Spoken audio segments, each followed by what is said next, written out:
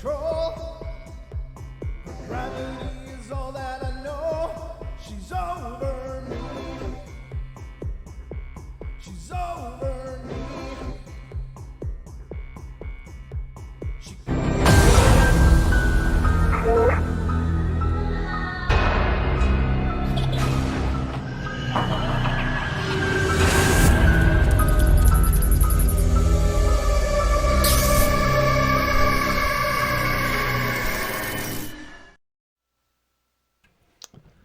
Ladies and gentlemen, boys and girls of all ages, this is the Paranormal Portal, and I'm your host, Brent Thomas. Welcome to our show. Welcome to our journey through all things paranormal. And we hope that you're having a wonderful week. It is now Hump Day's Eve. I love that we've kind of coined that phrase, but as it's Wednesday, let me welcome my good friend and co-host to the show, Mr. Don Longbeard. Hey. I should unmute you. Oh, hey. Now you're live. Hey, look, my camera looks good, too. Yeah. That's what we get for doing things by the seat of our pants, hey? You know, it just depends on the pants is what I'm thinking. Yeah, I think I got a good pair on, I guess. That's what I'm thinking, ladies and gentlemen. So here we are. This is our Paranormal Portal, and let me, at the beginning of the show, is there anybody listening yet? Because I just want to make sure to announce that the call-in number will not work tonight, which we need to do every Wednesday night, but That's correct, yeah. I'm not sure anybody's here to hear me. That's okay, screw them. I mean, Nice. we'll just catch them later. We'll catch up to them. Yeah. But let me just say that don't use the call-in number, ladies and gentlemen. It's a Wednesday night stream, and there is another show going on TFR, which is not our show. We're just doing the YouTube-only stream and on Wednesdays, and so it's just us and a lot of attitude. A lot of attitude. Yeah, that's true. What a beautiful day, though, huh? It was great. I actually got outside and did something in my yard. Yeah. It wasn't running around naked or anything weird like that, right? Well, That you would say on the air. I guess I can't mention anything. Can't mention it, sorry. No, I got outside and took care of the fallen limbs from the trees and just cleared out that that front hill on the front What's that side. noise? That was this one. Oh, that's a plane. It's Yeah, above that's the a house. plane, Holy yeah. God. That sounded crazy. Well, we do live near. Well, you do. The There's an studio airport is in there. near Yeah. the airport. So Yeah, but I don't usually hear them like that. Now, the helicopter, on the other hand, there's a hospital really near here, which I find absolutely fortuitous because, if you're going to ever have health problems, I mean, I could throw somebody and get them to the hospital. drag them across the street by their ears. Take 'em Come out. with me. I said we're going to the hospital. Yeah, exactly. Get over here. Yeah, I could, drag them on a rug over to the hospital. It's literally about a block away. So the problem with that, though, is, of course, there's a rescue helicopter that likes to buzz in, and it's right above the house, which my little minion thinks is cool as hell, of course. Oh, yeah, I mean, he that's just loves checking out the helicopters as they whirl over, so that's kind of cool. But, I've never heard a plane that loud, at least not at this time of night, but I guess... it is what it is. possible. We are going to have to get fans up here, though, Don. Yeah, I know. We're gonna have to have figure to out get all of our something. fans in here and Either that or a bucket of ice water to put Oh. our feet in under the desk. You mean a fan to move air? I thought you just meant our fans in general. Oh, we need those fans, too. I'm talking about the kind that moves air more right now. I mean, I know Right. we are very fortunate to have a loving audience, Yes, audience. Oh, yes. a not very fans, audience, supportive right. audience. They're not fanatics. Well, I don't know. Some Maybe of they them are. are. They're just they're not telling us if they are, and that's okay. They're keeping that one on the DL. Yeah, but I would like to say to Lady Death It's is Lady here. Death. Hi. Welcome. I would like to say thank you to everybody that has extended their warmth and compassion during this time. Of course, my father passed away last Saturday, and it was a tough day.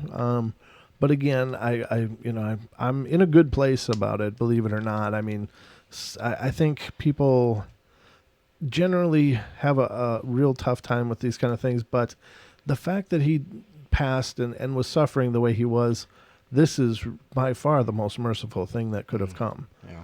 Is that his journey would be over and the struggling would be over, the pain would be over. And so I'm really in a good place about it because I just think that it's a good thing that happened because he was so miserable. Right. So that's certainly no way to live. And but thank you all to all of you out there that have either emailed or messaged me on Facebook or signed on to a post on Facebook. It's really meant the world.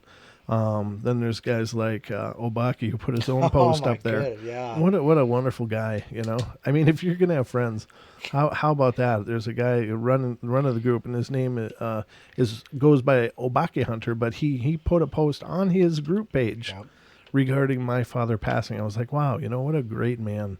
Who has so much caring and love for people, but someone like that. So thank you very much for that, and thank you to all of you who have messaged me.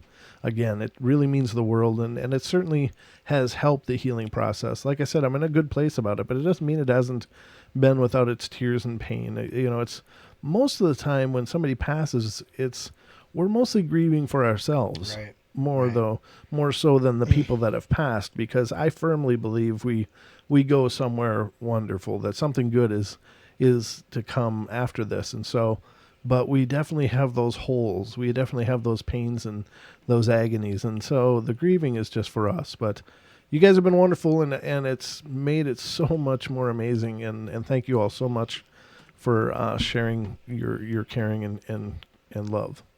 So, Don, how have you been? I already told the story about getting out and being in the yard today, so I guess that one's good. But Is that all you got? No. Oh, I got lots. We got a lot of show ahead of us, Don. I hope you got more than that. Well, I can always just go. Never mind. Anyhow, and besides, Lady Death doesn't want to see that.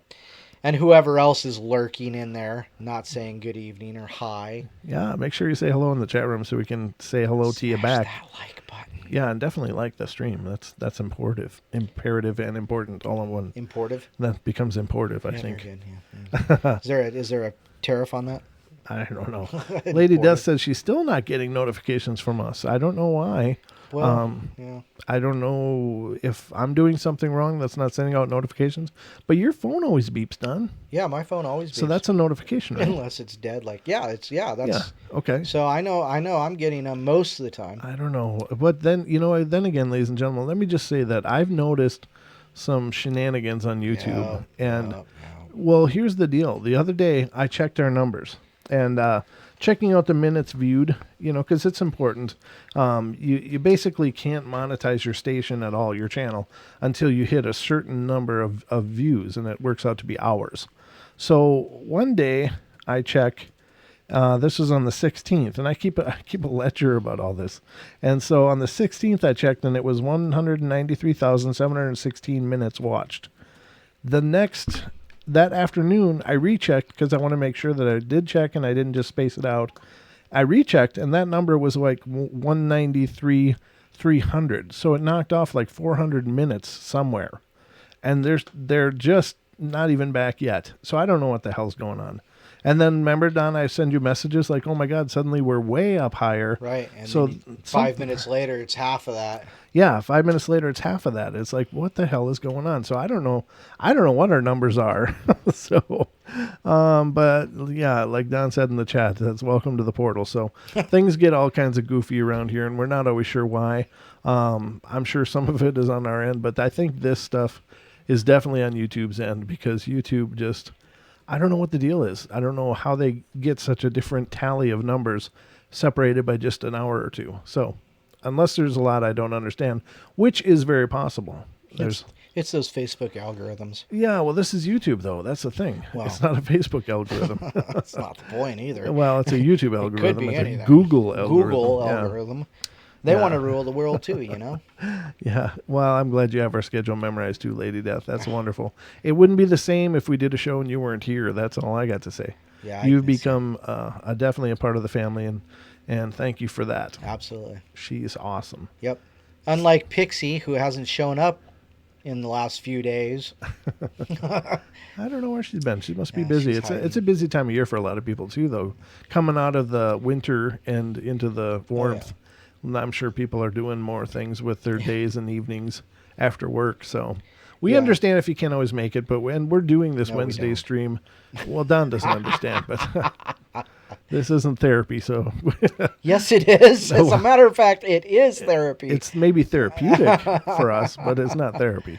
Hi, So, Lucky. well, there you go. Lucky's in Hi, here. Lucky. Thank you, dear. Glad you came in. Yeah, I missed you. absolutely. That was great. I had a chance to talk to Lucky earlier on Skype, and it was wonderful to catch up with her. She's like one of the oldest friends of the show in existence. She was always in the background helping me figure all this stuff out when I was starting. So she is amazing, and thrilled you're here. So, oh hey Sarah. There's Sarah. I see now they're all rolling in. Now it's about time. It's People time are now. If they just hit that like button, we'll be. Yeah, make sure We'll be doing everybody good. when you're in there, make sure to hit the like button. That's awesome. Yeah, we're just begging for likes right now. We're begging for a lot, but we'll start with likes. And make sure you're subscribed. If you're not subscribed, then, there's something wrong with you, and you should be. You Because should be. it's a moral imperative to be in here and subscribe. But I would like to say, if you like the show, and maybe sometime I'll actually get to the show, but I'm just doing all this laundry list stuff up front, make sure to spread the word. Because the portal's growing. It's been growing really amazingly. We're really rising up in the numbers, and it's exciting. But we definitely want it to grow bigger. Bigger. So we want to get bigger. We so. like big shows, and we don't. Jesus, Tom. Oh, And it's ladies been a and great gentlemen, day. this is the kind of entertainment you can't pay for. This is the entertainment you don't want to pay for. This is that you can't, and you wouldn't I just probably. happen to But have a free subscription to YouTube. I'll watch these two idiots. yeah, I know. You get what you pay for, ladies and gentlemen. And so far, our show is free. So And hopefully it'll stay that way. yeah, well, the way we're going, it's the only way we'll get anywhere. I'm pretty sure nobody's lining up to sponsor this yet. But Well, I was thinking about sponsors. I'm like, who could we get to sponsor us someday? people pay for YouTube. I don't know. I think YouTube Red. YouTube Red. Yeah, that's a subscription. That's true. Yeah. And you pay with your advertising views and stuff. So that's I guess you are paying a little bit. But anyway, ladies and gentlemen, thank you again for all the love and kindness and support and amazing response to me and getting through the time of trials. But things are going okay. Things are going good, and you guys have definitely made that better. Again, I just want to say that. I did get outside today, which is awesome. Went for a walk with the family, which was really cool, and it was a beautiful day. Tomorrow's going to be even better. So, yeah, all right, you pay with your like button. There you go, Wolfen. That'll work. Yeah, we'll take that. We'll take that payment. I wish you guys could mash it more than once. That's all. If you could hit it more and more, that's really cool. So, very cool. Sorry, I just got a message. I had to look over and see what was going on. I got screens everywhere, ladies and gentlemen. It's the command center of the Paranormal Portal. But tonight we're going to get into stories of ghostly visitations from the dead. And, on the description I put, what... Wow. Yeah, that was a great description. Sometimes they're great. Sometimes these visitations are awesome because, when people are in grieving, they meet the person after the fact, after they're deceased. And it's just a great reminder that this all continues. This isn't the end. Right. This isn't the finality of the journey. This is just a step on the path. And so when people have those opportunities to meet their deceased relatives somehow, even in a very lucid dream, is very powerful. But we've had several people on the show who say they've stood in their kitchen and looked at the person that passed away as if they were standing there. So really powerful visitations and really cool and healing. I would imagine that's an incredibly healing event. But then there's the kind of visitations that aren't so welcome, and you had no idea they're coming, but all of a sudden they're there and they're pissed. And those cause people to live in these states of fear and panic and feeling of weakness and vulnerability. And so then there's the kind of people that seem to attract this kind of stuff. Like no matter where they go, they're getting experiences. And then other people, just happen to do something. And what can people do that have, could generate paranormal encounters? So these are some of the things we're going to talk about tonight as we go through these encounter stories. And I hope you enjoy it. I think these are all very valid questions to explore. And I'm thrilled to do it with you here. So let's get the journey underway. What do you say, Don? Hey, yeah. Hey, John, get in here. He's talking to you. Oh, now you're being cheeky. Oh, I still got a mute button, Oh. just a motion away. I just want you to know that. okay. I think we I- should put this thing in drive. I have a brother, John, and was just talking to him today. So anyway, so let's get going here on the Or else I'm going to Paranormal continue Portal singing. Express. Yes. Yeah, no, that's not going to happen. All right. You can sing quietly to yourself. So now this first one's pretty dark, and I haven't pre-read this, so I don't know what it's going to say, but it's probably not the right tone to start with. But it's the offer from Satan. Oh. Okay. I was born into a family of division, of which church is correct mostly on my mom's side of the family. Was what? Let me zoom this in first of all so I can actually read it, because it's all kinds of micro font. Oh, there you go. I was born into a family of division, of which church is correct mostly on my mom's side of the family. That's the first sentence. No, it's not even done yet. Keep going. The reorganized. Oh, my mom's side of the family was the reorganized Church of Jesus Christ of Latter-day Saints. Okay, thank you, Don. I was lost there. All right. In 1985, the church broke up, and my dad and along with several other members started a new organization called the Church of Jesus Christ, the Lamb of God. The basis of the church was supposed to be about Jesus Christ and what the Bible, the inspired version. I was told that Joseph Smith was told by God to add into it what man has taken out. The Book of Mormon and Doctrine and Covenants teaches. That was a hell of a sentence, but it's not even done yet. But it seemed that most of the attention was how we are different to the Mormons, and we are the only church on earth that has the fullness of the gospel. There is more to this, but this is the basics. And I'm here to tell you, I've been involved in those churches long, long ago that they are just so busy casting aspersions at other churches. Like, well, we're the only ones that are right. Everyone else is wrong. And I'm here to tell you, I didn't ever leave a service where I wasn't pissed. It just irritated the hell out of me. So on January 18th, 2011, I went to a healing room center near where I live and was prayed over for 2 days over generational curses and every other issue I could think of, and what the Lord revealed I should pray about. I also prayed over generational blessings that went back 1,000 years to come upon me and my family from now on, punishing the children of the sin of their fathers to the third and fourth generation of those that hate me, but showing love to 1,000 generations of those that love me and keep my commandments. That's Exodus chapter 20, verse 5 and 6. This is a really long story.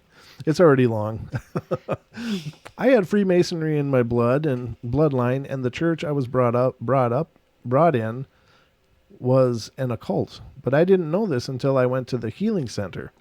After my prayers for these curses to be lifted, it should be curses, but it says cures, to be lifted off of me, and the door closed, I felt free, and the stories that you are about to read are due to Satan's legal permission to attack me, even though I was baptized and followed and loved God. I couldn't be fully released from their grips until the spiritual door from my ancestors' sin was broken and closed shut. I'm just about going to be done reading this one. It's already irritating me. It's not exactly one that rolls off the tongue. Yeah, no, this is really awkward, and I don't get into a lot of dogma like that. I suppose I should finish it. I better finish it just because. Now, when I get attacked by demonic forces, it's due to a door that was open to sin I committed to the Lord. Makes me aware of what I did wrong. If I don't know what I did, then I repent of it, and the demons leave immediately. Finding out this knowledge at the healing room made my whole life finally make sense to why strange, disturbing, and spiritual things happen to me. Thank you, Jesus, for your amazing love. Yeah, that's the whole story. Okay. That's actually that's the end of it. That is the end of it. And, I don't know. That's I'm sorry, ladies and gentlemen. I should have read that ahead of time. That was just that was an infomercial. That wasn't a story. So my mistake. That's one I had open for a few shows and thought I would throw it in somewhere. Well, I'm going to throw it out now. So right out the door. That's terrible. All right, this one's A Mother's Watchful Eye from Beyond. Now, this one I think is hopefully sweet. We'll find out. My mother passed away in 1987. She always told She always told her sister, my aunt, that she was afraid to leave me. Sorry, I got to blow this up again. My eyes have just been bugging me lately. All right. She was afraid to leave me, her youngest and only single child, because she said someone needed to watch over me. My aunt promised her that she'd watch out over me. When my oldest son was born in 1990, my aunt agreed to watch him for me when I went back to work. Of course, like most new moms, I was in tears to leave my newborn for the first time, and my aunt assured me things would be just fine. According to my aunt, Joey, my son, was upstairs crying. She heard him fussing upon waking, and just as she was getting up to go check on him, she heard footsteps creaking upstairs as if walking towards the room. She was the only one at home. She walked to the foot of the stairs and looked up the stairs and swears that for a few seconds she saw my mother floating over my son's basset, looking down at him. She said he immediately stopped crying and just went back to sleep. When I asked her if she was frightened, she smiled and said, "No, of course not.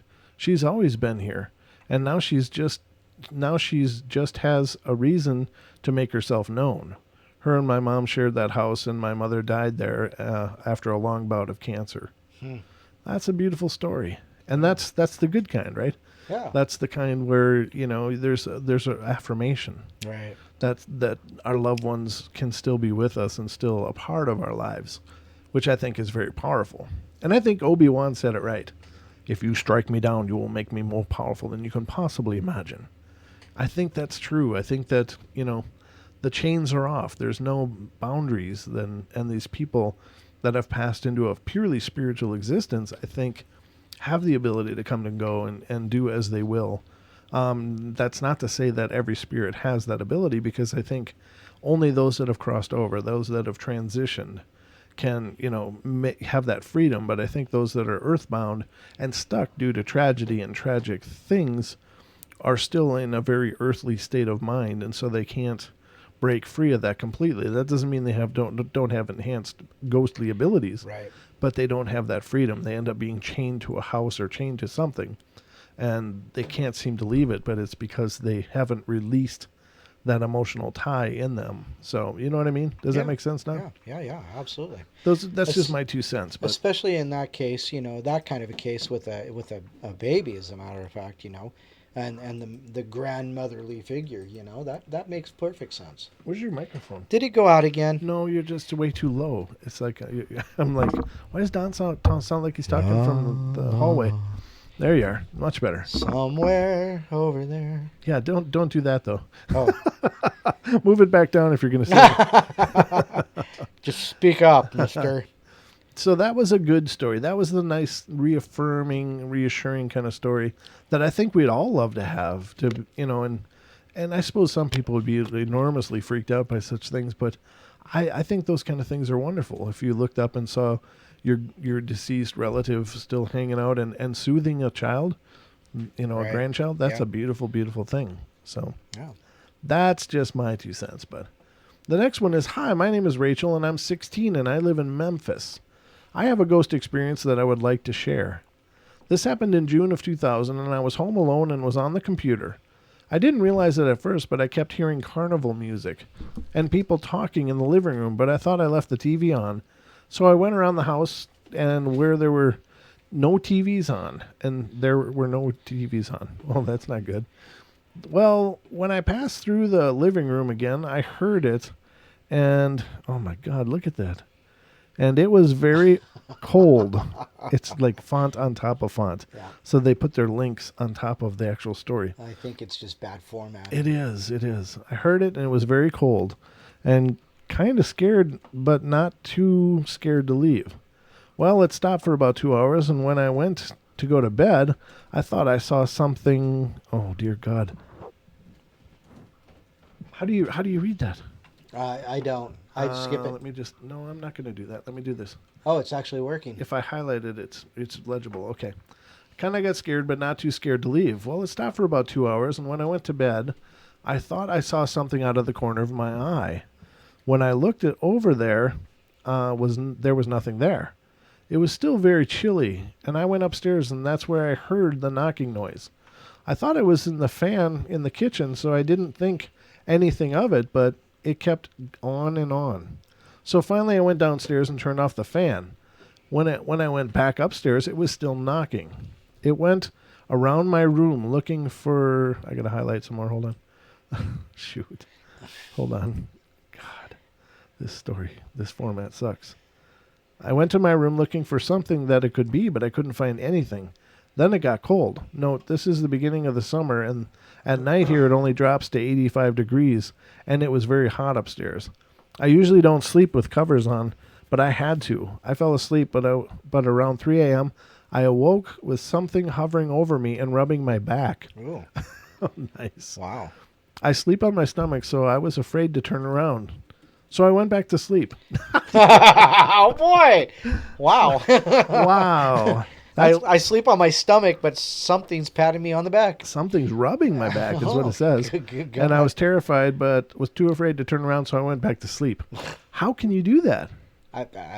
That's amazing. It's one All time right. at camping. Yeah. That night was the last night I would stay by myself. But when I thought about it a lot, I realized it could have been my grandfather who died 3 years ago, watching over me. He always told my grandmother that he would do anything for me, and I still think from that day on he will watch over me. Here is my story, and I still can't explain the carnival music and the voices in the living room, but I know the ghost was at least 85. I know the ghost, that was with me in my room and knocking was my grandfather. The temperature was at least 85 when I went upstairs to go to bed, but dropped to at least 55. Wow. That is a pretty good story. It's really formatted like horribly, but still a very cool story, I think. Don't you agree, Don? I do agree.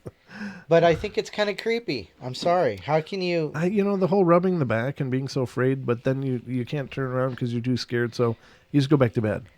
It's like, wow. That's a bad horror story in motion right there. Well, it's kind of like the whole idea of, like, I'm so terrified I'm going to pull the covers up so I can't see anything. Yeah, but I still wouldn't do Yeah. sleeping on my stomach. Nope. Do you sleep on your stomach? No, I can't. I'd choke to death. Are you a back sleeper or a side sleeper? I'm a side sleeper. Yeah, me too. Me too. I try to stomach sleep, but I feel like I'm going to die. That's exactly my point. There's too much gravity at work there. So this one is it's actually bigger. All right. But it's one big freaking paragraph. So 2 years ago, my mom and her husband moved into a new town complex. They were there only a short time before Harry took ill. Harry had been diagnosed with cancer and began hospital treatment, staying at the hospital occasionally. Harry was home around 4 months, but his condition was deteriorating, and soon after he went back into the hospital. He died 2 or 3 weeks later. One day, Mom told me that during the time he was at home, Harry said he saw people standing on the bedroom wall closet. They were in bed the first time it happened. She said, I felt Harry's body kind of tense up, and I propped myself up to look at him. In the light coming from the hallway, she saw that he was staring at the closet and then said, Colleen, I can see people in the closet. My mom, looking into the closet, saw nothing and told him she didn't see anybody. She was a little freaked out and thought it could be something to do with his cancer treatment, which is a good guess, I would think. But can't you see them? He said. My mom asked Harry what he was seeing, and he said he could see what looked like a man and a tall woman standing together. She said Harry was quiet and visibly frightened. The other time was just before going to bed. Mom came out of the bathroom to see Harry standing at the bedroom door staring at the closet. The same comments followed, with Harry asking if my mom could see the two people and her saying she couldn't. On the way home from the hospital one afternoon, Mom took a taxi, and when the cab got to Mom's address, the driver said to her, I remembered when there used to be a dumpy hotel here. Oh. She inquired a little more, and the driver told her it had a dreary past. Prostitution and other illegal activities, even homicide. My mom found the information interesting, considering the incidents with Harry and the people in the closet. After Harry's death, Mom had to move into a smaller apartment, and she had been moved in for a little over 3 weeks when she got a phone call. She answered the phone, and it was an Asian woman asking, is this Mrs. B, and then it's blanked out. My mom asked who she was and what she wanted. The woman repeated herself, asking, "Is this is Mrs. B?" And then it's blanked out. Then she said, "Did your husband die in the apartment?" "I live in your old apartment." My mom then hung up on the woman and was quite upset. She called her former apartment manager to give her hell for giving out her phone number. She always wanted to know who this new tenant was. When my mom spoke to the apartment manager, the conversation was as follows. Mom, hello, Mrs. Blank. This is Colleen B. And I, oh, Mrs. B, we have had real problems here with our new tenant that moved into your suite. Mom, well, yes, that's what I'm calling you. Did you give out my number? I'm sorry, Mrs. B. No, we didn't, but she's been asking. She has also been asking if your husband was in the suite when he passed. And Mom says, yes, she had said that to me on the phone, and it made me angry. What's wrong with her? And the manager says, well, she keeps going on saying her little daughter is scared about something. Mom says, scared about what? What does that have to do with me? Oh, nothing, I'm sure. I guess the woman is superstitious about where people die. She keeps saying her daughter sees people in the closet. My mom was shocked about hearing what the manager had said about the little girl, but she didn't say anything to her. That's the whole story, but yeah. Huh. Very, that's children again. Children just seem to have sensitivity. Yeah, that sensitivity to pick up on those things. And the nice thing is, I guess, is that would be an affirmation that maybe as he was moving closer to passing through the veil himself, that became more clear to him to see those things. And then to have that affirmation of the child seeing them as well, not for the person himself, but for his wife. I mean, at least she knows that he wasn't going wacky from the cancer treatment. Right, you know? right, yeah. So that's a good thing, I think. I think so, anyway. So I like that story. I like it quite well. All right, moving along. I don't know about Spanish. It says, Tracy's story is going to scare you. Really? Well, let's just see if Tracy's story is going to scare us. Look at that, Tom. Right. Look at that. Look at that block of text. I know, huh? This site has no idea what the hell a paragraph is, I'll tell you that. Yeah, there's a thing called a tab.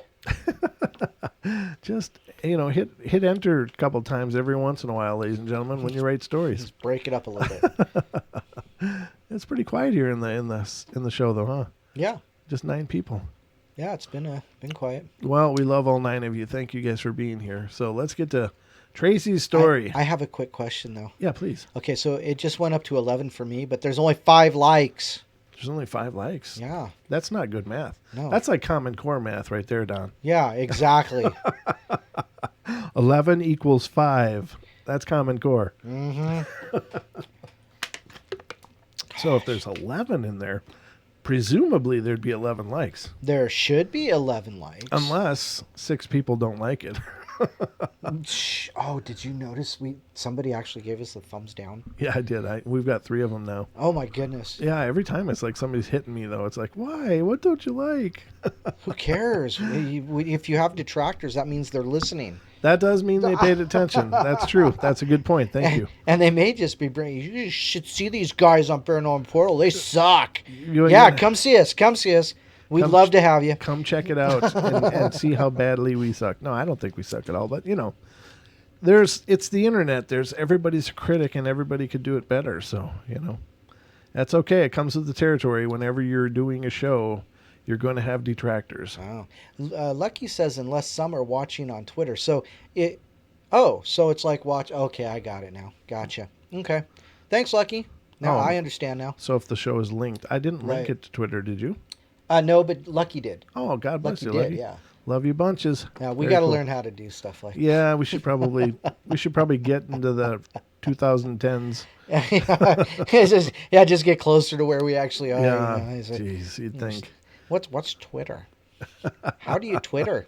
Yeah, that's right. First, I'd like to thank you for giving those who need to a site to record our stories on.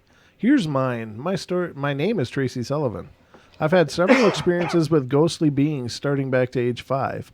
I'm now 31, and most recently, most violent sent me running from Southern California to Northern California. I was living in Reseda, Reseda, Yep. California, renting a room in a house of a friend's ex-husband. I was having trouble sleeping ever since I moved in, and I related it to stress at the time. I was lucky enough to meet two people, a young man and a young man. Okay. All right. She could have just said That's two what it people. says. Okay. Whom I quickly became friends with. We all shared an interest in ghosts, ESP, and anything paranormal. I like them already. One night we decided to go to a park at night, one that I had never been to and won't go to again.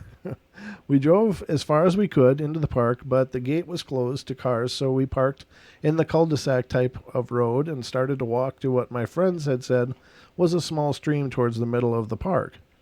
As we started to walk down a small hill on a moonless night, it was very dark. I was in front of about 15 feet of my two friends and felt a tapping on my right shoulder. Turning around to see what Doug wanted, it hadn't felt like a woman's hand. I saw to my left a figure on a hill that looked like an American Indian scout or lookout type of person. And the fact that my friends were nowhere near me to tap me on the shoulder sent chills through me. But I kept walking. I was in good spirits, forgive the pun, and told myself that the ghost stories we shared were just playing games on my mind. The next part I hardly remember. I was seeing what seemed to be a shadow moving in front of me. I started to look around for a light source that would be creating it and found none. I kept walking and the shadow grew larger and larger, and it was now looking more like a mass of blackness than a shadow and actually coming towards me. Needless to say, my mind just wouldn't accept it as anything other than a shadow. The next thing that happened, I wouldn't wish on my worst of enemies. I was caught by this blackness. I had taken a step forward, and my foot never reached the ground. Something had me by the throat, just my windpipe, and I couldn't breathe. Oh. My friend saw this and came running down the hill. Stopped halfway down with fright. Doug yelled to Jill. I guess it was a woman. Oh. Jill was the other one, so it was a man and a woman, not a man and a man. Doug and Jill went down the hill. Doug and Jill. To go to the car and get it started for our getaway. He ran to me, grabbed me, and half dragged me, half lifting me to get me to the car where Jill was standing, dumbstruck by what she saw. Before we had started down the hill, we had teased her that her car needed a good washing, but now we really wish she had because covering her car were what appeared to be satanic symbols written in the dust and dirt. Wow. Doug yelled at her to hurry.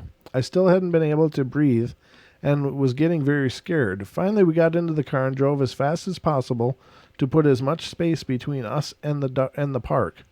We finally pulled out, and I got out to take my first real big breath of fresh air. And that's where I finally have a clearer memory again. Doug and Jill said that the whole time that we were driving, I was channeling something about an old Indian woman. It scared them more than the experience at the park, and didn't stop until we got out of the car, and Doug had put hands into clean soil. Put my hands into clean soil. We got back to the car and went to the nearest open restaurant to talk about what had happened and calm down. We still have no idea what really happened or what caused the events of the evening. When we went back to the car from the restaurant, feeling calmer, hoping that our imaginations had gotten away from us, we saw the symbols on the car and knew that it had happened. Not to mention that the next day I had bruises on my windpipe, exactly where I had felt the night before. The next day, Doug said he had a friend that exorcises evil entities, etc., and would have him check out my house for any lingering effects. Well, his friend did come over, and right under my bedroom window was a horrid-smelling mud patch where nothing would grow, much to the bewilderment of my landlord. He asked if Jill and I would leave them to cleanse the house. We went to the store, and upon arriving back, waited for the boys in front of the house in the car. Both of us were watching the house as if something were about to happen. Realizing this, we laughed at ourselves and then looked back at the house for any sign of the boys, when we saw a bright flash of pinkish light over the house, not once but twice. A few moments later, the boys came from behind the house and told us they were successful. I asked how they knew that, to which they replied, "Did you see the flash of light over the house?" "Yes," we answered. "That was the ghost trying to come back after it had been cast away. Ah. I've put a protective spell on you and the house. She won't be coming back again, and she never did. If anyone else has any knowledge of this park in northern Reseda, California, please post your story. Blah, blah, blah, blah, blah. So, very cool story, though. Yeah, that's a good one. I would be very interested to know what the person did to create a protective barrier. Right. That would be really cool. But there are, in the Wiccan traditions and in many esoteric traditions, there's all kinds of protective spells. But to see such a physical representation of that working is very cool. Yeah, absolutely. And what's really cool is they mentioned that she was having that reaction until her hands went into clean soil. Clean soil. Yeah, that's an interesting one. I'll have to look into that. That's a good one. Yeah. Yep. I know water's been a good ground, but I guess the soil could be a good ground too. Yeah, yeah. And that's what the principle of it is that you're carrying a charge. You need to ground it out. Right. So it's the same basic concept as general electricity, but very cool though. I like that story. And I hope you liked it too, ladies and gentlemen. Whomever is here. Actually, we've got 4 more people in now. Oh, welcome, guys. And you should probably say hi to Pixie. I don't know why. Hey, Pixie, how you doing? I'm glad you guys are all here. Lewis is here. Good. Vamp Lugosi. Yep. Excellent. Pixie. Christy. Hello. Oh, Hola. cool. Yeah, Christy enjoyed that story too. That's great. Great you guys are here. We're just missing y'all. But we're glad you're coming in. And still, we only have 8 likes. 12, I bet you Pixie hasn't hit that like 12 equals 8 in Common Core. Love you too. Thanks, Pixie. I appreciate it. Hit that like button, Pixie. Yeah, make sure love you us a lot. Sure. Okay, love Brent a lot. That's fine with me. I'll take all the love I can get. Hey, Christy, how you doing? She said hi, Brent and Don. Oh yeah. Hey. So you got him. You got a mention there. Yeah. Oh wow. Yeah. Pixie did like the video, so there you go. No pressure, mind you. We Don strong arming the likes out here. Hey, we got more numbers than we got likes. What's going on here, fellas? What's up with that?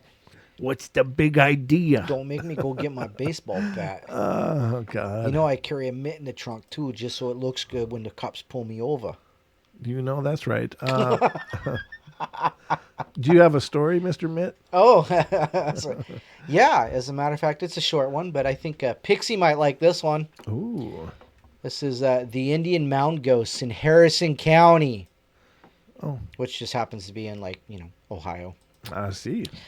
Somebody else is from Ohio, too. It's D. I think D's from Ohio as well. Yes. Okay, so this happened to a woman one night at her home in Harrison County. I finished looking at your site, and all I have to say is outstanding. Now I feel the same. I, too, had an encounter, but it wasn't lights. It was sounds. So, obviously, this is in reply to a different story that I'll have to go fish out. Right. One spring evening, I was sitting on my porch stargazing when all of a sudden I heard these sounds of drums and men yelling. I live in Harrison County, and my location is surrounded by rolling hills that all empty to a center of a flat area. And at the center of this area is a flat farmland that extends about 3 miles. I live close by, and I hear these strange noises as if they were in front of me, but all I could see is a couple of cows laying in the field. I checked with my neighbors if they'd heard anything, but they didn't hear a thing. I also noticed in this farm area there are 2, I think, Indian mounds in the field. Ohio is well known for these mounds, and my theory is that the local Indian spirits have not yet rested and are still down in these fields wandering around and are not really sure what's going on. In my section of Harrison County near Tapan Lake, there were different tribes many years ago.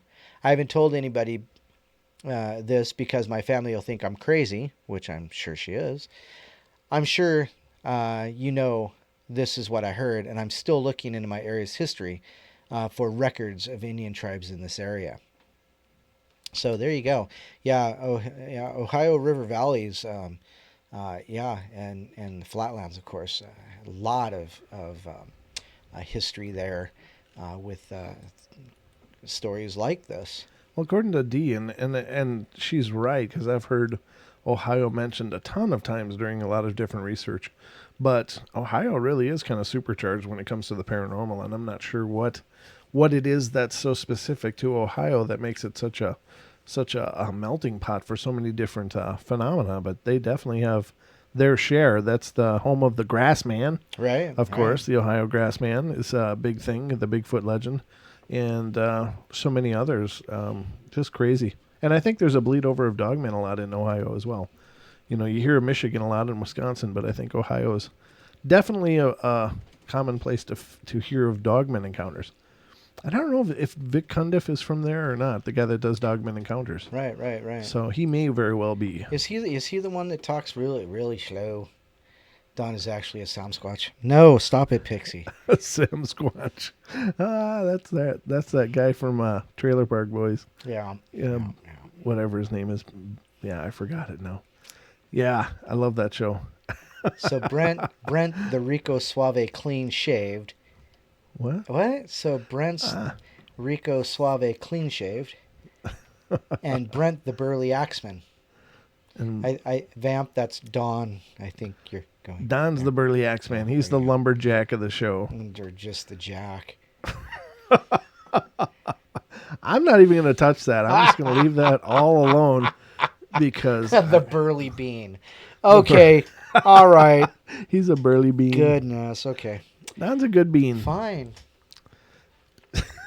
It just reminds me of the movie The Borrowers. And ladies and gentlemen, if you aren't familiar with it, make sure to check out the Black Eyed Oh Kids my God! episode because It just happens to That- be one of our most. You know, that's like got over 250 views, right? I know, but it's because fast. that was so damn funny. It was just thanks. like, oh my Vamp, God. Yeah, Vamp knows. She's all laughing all about it. You know, you It just was so roll on the floor. hilarious. It's just Ladies and fun. gentlemen, at the hour and 2 minute mark is Oh where my the, God! He had to where do the it. shenanigans begin on that Black Eyed Kids episode from 2 weeks ago Wednesday, and it was just hilarious.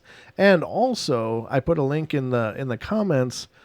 Pixie, Galactic Pixie, one of our listeners, if you're not aware, she put together She's not funny either.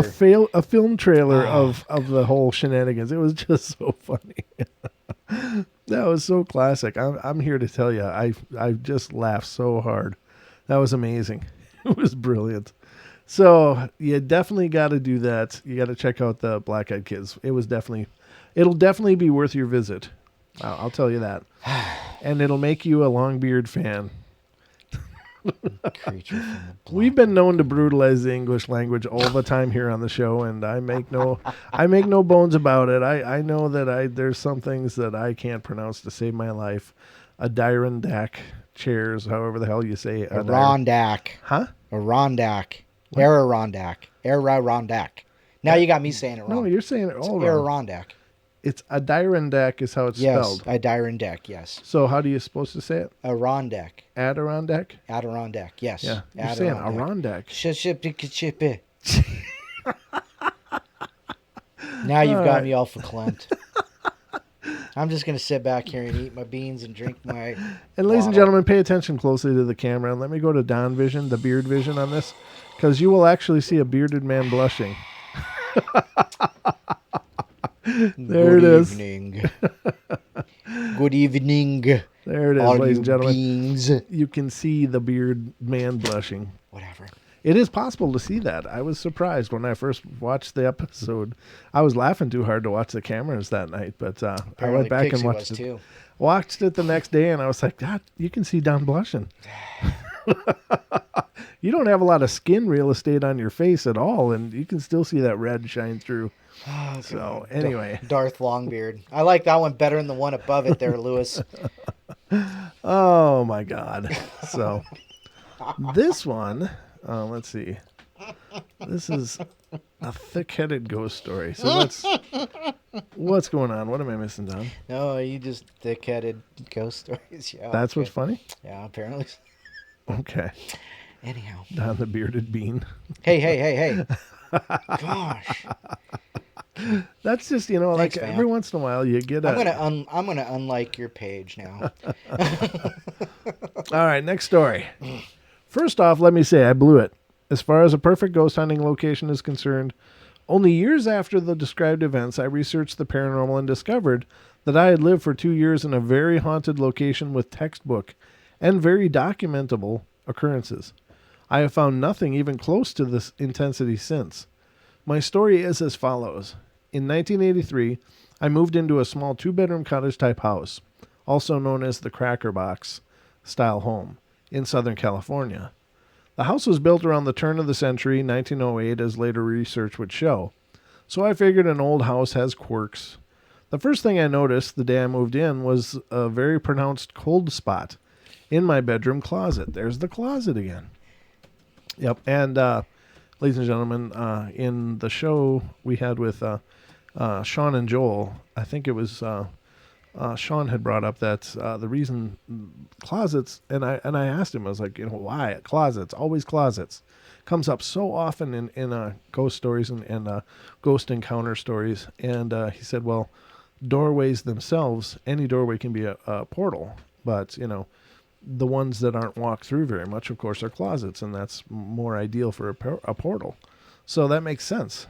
I'm waiting for Mike Wazowski and Sully to come crashing into my Yeah, room. well, there's also monsters in there, apparently, if you follow Pixar at all, but that's something I can't accommodate or account for. So it's the Mike new Wazowski! it's the new portal to the basement. That's right. So, so anyway, it was in the bedroom closet. He had a cold spot. This was a constant occurrence, and I would prepare for the cold air before getting my clothes every morning. And I kind of got used to it. Also, besides the cold spot, there was a tapping sound, sort of like a knuckle against a desk, which sounded like it was coming from inside the closet. I would hear it almost every night just before I went to bed. Being thick-headed and unaware of paranormal occurrences, I tried to ignore the tapping, maybe a loose pipe or something. After being in the house about 6 months, things seemed to go up a notch. After washing the dishes and putting them away, I went to bed, and I was awakened at 3 a.m. There it is again, 3 a.m. Mm-hmm. Always comes up in paranormal situations. By a heavy crashing sound in the kitchen. Thinking a cabinet had shifted or there was an earthquake, I'm in California after all, I rushed into the kitchen to see what had happened. Everything was normal. All was as I left it, nothing broken. About 2 weeks later, I had a replay of the crashing sound. I ran into the kitchen and everything was fine, except for a single spoon was sitting in the center of the floor. All the drawers were closed and there were no dishes in the sink. So being thick-headed, again, he's thick-headed, I picked up the spoon, put it in the drawer, and went back to bed. That's what I would have done. I don't know. Would you have left it alone, Don? Probably. Really? Yeah, and left. Oh, okay. All right. I just leave the damn spoon sitting right there. I don't care. The next morning I woke up, went through my normal routine, prepared myself for the cold spot in the closet, and opened the door to get my clothes. Sitting in the middle of the closet floor was a single spoon. Ooh, that's good. That's when I knew something was odd, but didn't know what. The next several months were relatively quiet, except that I noticed the tapping in the closet had gotten much louder and more pronounced. Still, I tried to ignore it. In May 1984, I came home late from a party and saw someone moving around the darkened house from my front window. Thinking I was being robbed, I went to my neighbor's house and called the police. The police showed up and determined that the house was empty. I went inside and checked for myself and nothing was missing, so I went to bed. After the next several months, the tapping got much louder, more frequent, and more irritating. It all came to a head in September of 1984. I came home from work and went straight into the bathroom. While I was doing my business, I heard the closet door open and close repeatedly. I ran down the hall to the bedroom to see what was happening, and nothing. I was starting to get spooked, finally. I tried to ignore the event and went to bed. As I was starting to fall asleep, the tapping started up. I listened for maybe 10 to 15 minutes, and then it stopped. I breathed a sigh of relief and started to fall back asleep, and that's when in my right ear, someone screamed, "Listen!" It sounded muffled, but very loud. I freaked out and ran out of the house. I moved out soon after, and I think someone or something had been trying to get my attention for quite a while and got really frustrated that I was trying to ignore it.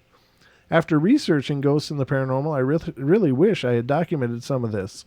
On a funny side note, after I first moved in, I sold my brand new Olympus 35mm camera because I thought it had a light leak. You guessed it. I took a few rolls of my new house and had all these damn streaks and blurs in nearly every picture. I threw away all the prints. I know, I'm a fool. The house was torn down in 1995 to build overpriced condos. I researched the house and found nothing except that when it was built. I've heard of no occurrence since the moral of the story, when someone wants your attention, listen. Have you ever read The Telltale Heart by Edgar Allan Poe? No, I think I long time ago. Sounds like a really watered down version of that.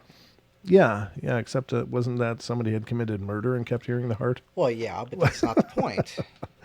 But I think this is a theme in the paranormal, is that a lot of times they aren't really trying to screw with you. Right. They're just trying to get your attention. Yeah, but, I mean, just stop. Tap 3 times on the ceiling if you want me. No, stop it. I don't care if it's on the ceiling, the floor, the door. I don't care. Stop. Leave me alone.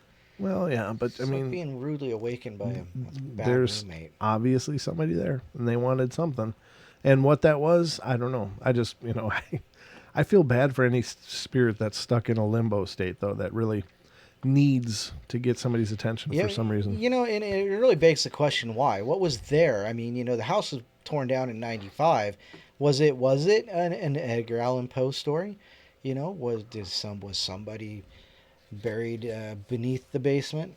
It's possible. Yeah, I mean, it's possible. There could have been a body in there. Who knows? Who knows? That's a good point. But, the thing is that by tearing down the house, they certainly didn't get rid of the activity. They just got rid of the structure, and that energy remains. Now I wonder how overpriced those condos are. I heard they're going cheap now. Hey, let's go get some, and hey, we'll send them out. Oh, Pixie says, I wish I lived over by Don and Brent. Well, you know what? We can go get a haunted condo. Well, I'll just go down and get a haunted condo for cheap. There you go. Well, there you go. if we were in California, that'd be the way to go. But There you go. we are in the very north of Idaho, where it's certainly a lot of activity up here, I think. I've been pretty impressed. I mean, all As a things matter considered. of fact, our friend Julia, she sent me a link to a graveyard finder in our area. Oh, cool. Did you check it out? Not yet, but I do know the one that she sent me the lead on the Gamlin, which is down Dufert Road. It's west on Dufert Road. I know somebody who lives just right down the road from there. Oh, cool. Okay. And they said their house is haunted. Excellent. Well, Yeah. we can certainly, if they will allow us, I would love for us to go check it out. We might have to talk about that, Okay. but there'd be a lot of talk about it. Oh, okay. All right. It has to do with roommates and things. Oh, I got you. Okay. Well, But yeah, I mean, it's something we could definitely do, okay. sometime. Very good. Well, I'm totally for that, and I'd love to do some investigating in the area here. I think that this is a real supercharged area. I don't know exactly why, but there's lots of stories of occult practices in this area. There's lots of stories of a strong Wiccan presence up here. Mm-hmm. Lots of Native American legends from this area, and of course, this is the stomping grounds of Bigfoot. Yeah. So, there's so much going on up in this area. And there's even legends of a lake monster here. Yeah, the Ponderay Paddler. Yep. Ponderay Paddler, that's right. And I don't put a lot of stock into a lot of those because I grew up basically swimming in the Mississippi River, which is probably where a lot of my damage comes from in adult life. But I mean, literally, and I grew up swimming in this area of the river called Lake Pepin. And it's a beautiful area. It's the widest point of the Mississippi River, but they call it a lake. So it's where the river really, really widens out. It's like 2 miles across. And it's very similar to Lake Ponderay in that area. But I swam in there all my childhood, all my life. And it wasn't until just, a decade ago that I learned that there's supposed to be a lake monster there called Pepe. Oh, yeah. That was observed by the Native Americans all the way back to then. But I don't know. I saw a lot of things wash up on the shore because, of course, I lived right in that area as well, right on the lakefront. And so I'd see big paddlefish wash up and big sturgeon and big catfish and they were certainly good sized fish. The paddle nose, the oarfish or whatever they're called, they get like a paddle nose. Mm-hmm. That was huge. I mean, it was like a good 6 foot, 6 foot fish. And they have skin like a shark, but they got this like paddle nose. So it comes out and looks like a flattened spoon on their nose. And that certainly was weird. And at the time I didn't know what it was. but I found out later what it was. But so this is an ancient waterway that has all kinds of things in it. But I don't know. There's all other lake monster stuff. Could it be something? I don't know. Maybe. But I haven't heard much about the Ponderay Paddler either. Then Yeah. now I will tell you that Pepe, the Lake Pepin monster, has been glorified by the city of Lake City, which was south of where I grew up and lived, and I'm sure that it was glorified to the tourism. So in other words, the mayor or one of the business owners right. offered a bounty of like $1 million to Right. anybody that can bring in definitive proof of the Pepe. And so, of course, they get, lots of tourists every year that are going out and trying to do just that. Right. But it's so many miles of waterway, and the bottom is just mucky, and Right. it goes from like 5 feet deep to 90 feet deep in just, a very short span. So there's lots of hills and valleys underwater. Right. Right. So anyway, I don't know. Well, see, you got to remember though, and Julia just mentioned it too. We have that. We had a what is it called? Okay, Military base. okay, hold on now.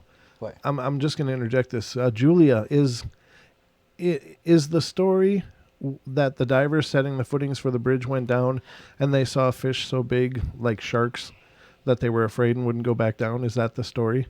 Because, okay, scary fish. They may not come back and do it. Basically, also in the area that I grew up, it was a town. In this town, there was a bridge, and it was built in the 40s or 50s. It was named after Eisenhower. But the legend is that the divers went down to set the footings and to get them all ready to go for this concrete footings to be set. And they went down into the Mississippi and saw catfish the size of sharks. And they were absolutely terrified and would not go back down. Now, the funny thing is I've heard that legend repeated for different parts of this country in different waterways where there's bridges. And there's always this legend of these divers going down, seeing these huge fish, and too afraid to go back down because they're so enormous that they couldn't believe it. Right. Yeah. So I don't know. Well, and have you ever seen that show River Monsters? Yeah, of course. Okay, Yeah. so Jeremy a lot Wade, of those, yeah. a lot of those are normally just giant catfish. Right. Yeah, exactly. So or some offshoot go and noodling. Yeah. No, Don't go noodling. No, Ooh, no noodling for me. what happened here? Oh, I don't know. I'm refreshing that Oh, page. well, it looks good. Is it okay? The stream working? Yeah, It we're froze. It froze on my screen, but that could just be the screen. No, it's working good. Yep, that's fine. All right. So, well, good, Tanner. Good to see you. Thanks for coming in, brother. And Julie, I hadn't welcomed you to the show before, but thanks for being here. It's always a pleasure. I mentioned her name, and then all of a sudden she goes, "Hi, everybody." I was like, "Oh, look, I can conjure people out of thin air." Ooh, Don's secret power is I to know. conjure listeners. Yeah, so, yeah, We there you need go. 40 more. And I don't mean to naysay, the idea that there could be, these stories, that there's some kind of truth to this legendary story. But the part that threw me off is the fact that I heard it growing up. And then as I researched paranormal in other parts of the country, I'm hearing that same story, Right. the same narrative. And it's like, it seems like wherever there's an old bridge that's been built, that story surfaces. So Right. it makes me believe that it's just some urban legend that's kind of been cast around, Yeah, but that's it's just like urban legends, though. I mean, Dead Man's Curve, Everybody has a dead man yeah, curve. exactly. And everybody's got stories, and they all match up. Yeah, exactly. And that's the point. It's like, I believe there's lots of things in this world that we haven't experienced yet. Right, yeah. But, it's just funny that those same narratives are repeated, and every town believes it's their own. Right. But as you start exploring and start comparing notes, you'll see commonalities surface. Yep. So I think it's just good to be aware of that. But yeah, I've heard that same type of story a few times now. Well, and as I was saying, we do have that. Lake Ponderay is one of the deepest, is one of the top 5 deepest lakes in the world. Oh yeah, that's true. And so we also had Farragut. Oh, Farragut, that's it. Farragut State Park is actually the old base, and we had mini sub-testings on the south end of the lake. Mm-hmm. So it could possibly be that the paddler is a story left over from that time. So This one's going to be impossible to read. most of them are. No, I mean, just look Oh, at this. yeah, the end of the story's gone. Well, I think I can get through. Yeah, I can get through it because it's just the closing narrative. Yeah, I think. But I think you this can do that. this page is formatted so terribly. Oh, wow. Yeah. Yeah, it's just they just Run, plaster run on images. sentences with It's- occasional punctuation. Right, it's just a big block of text, and then they just plaster a photo in there, right on top of the story. Whoever did their web design, needs to get slapped. Yeah, no doubt. All right. So anyhow, yeah, enough about the Ponderay Paddler and that kind of thing. Okay, so did you have any more that you wanted to read? Oh, go ahead and read that one. Okay. Yeah. All right. So this is Scrapbook Ghost Follows Me Home.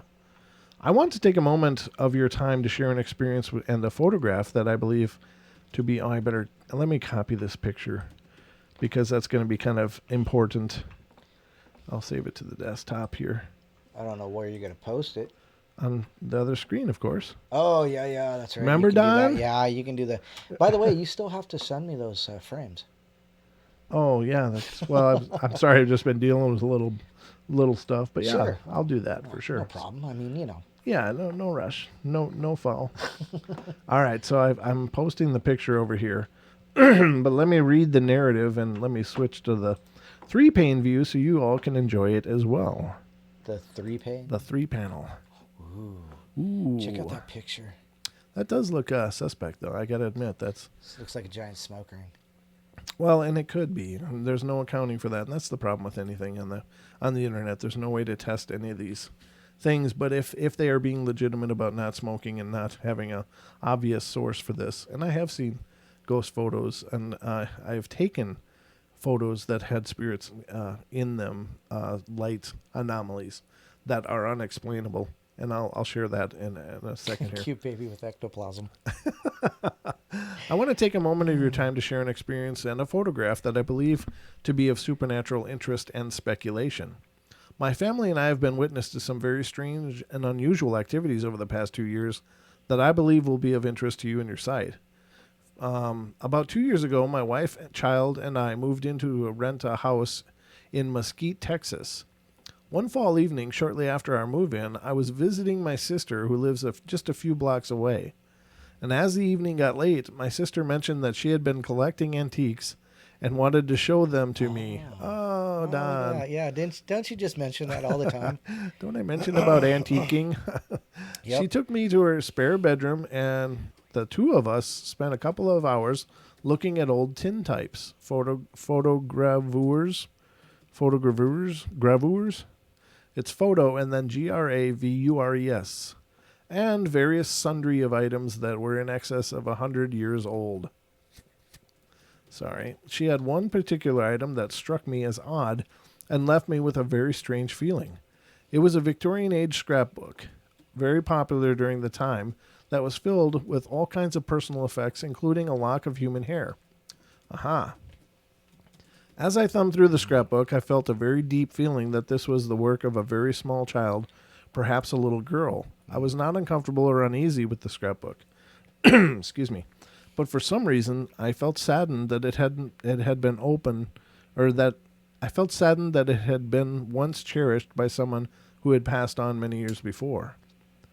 As I was leaving my sister's house, she asked me why I was seeming so somber and quiet. When I told her about the strange feeling I had with seeing her antiques, she laughed at me and quickly assured me that there was nothing to be concerned about. She even made a joke that something attached itself to my jacket and might follow me home. When I returned home, my wife and child were already asleep, and I went straight to bed. Later that night, I was wakened at precisely 4 a.m., 3 to 4 again, to the sound of my daughter's mobile being wound up and playing. I sat up in bed and was immediately amused because my 1-year-old daughter had evidently learned to stand up by herself and wind the mobile.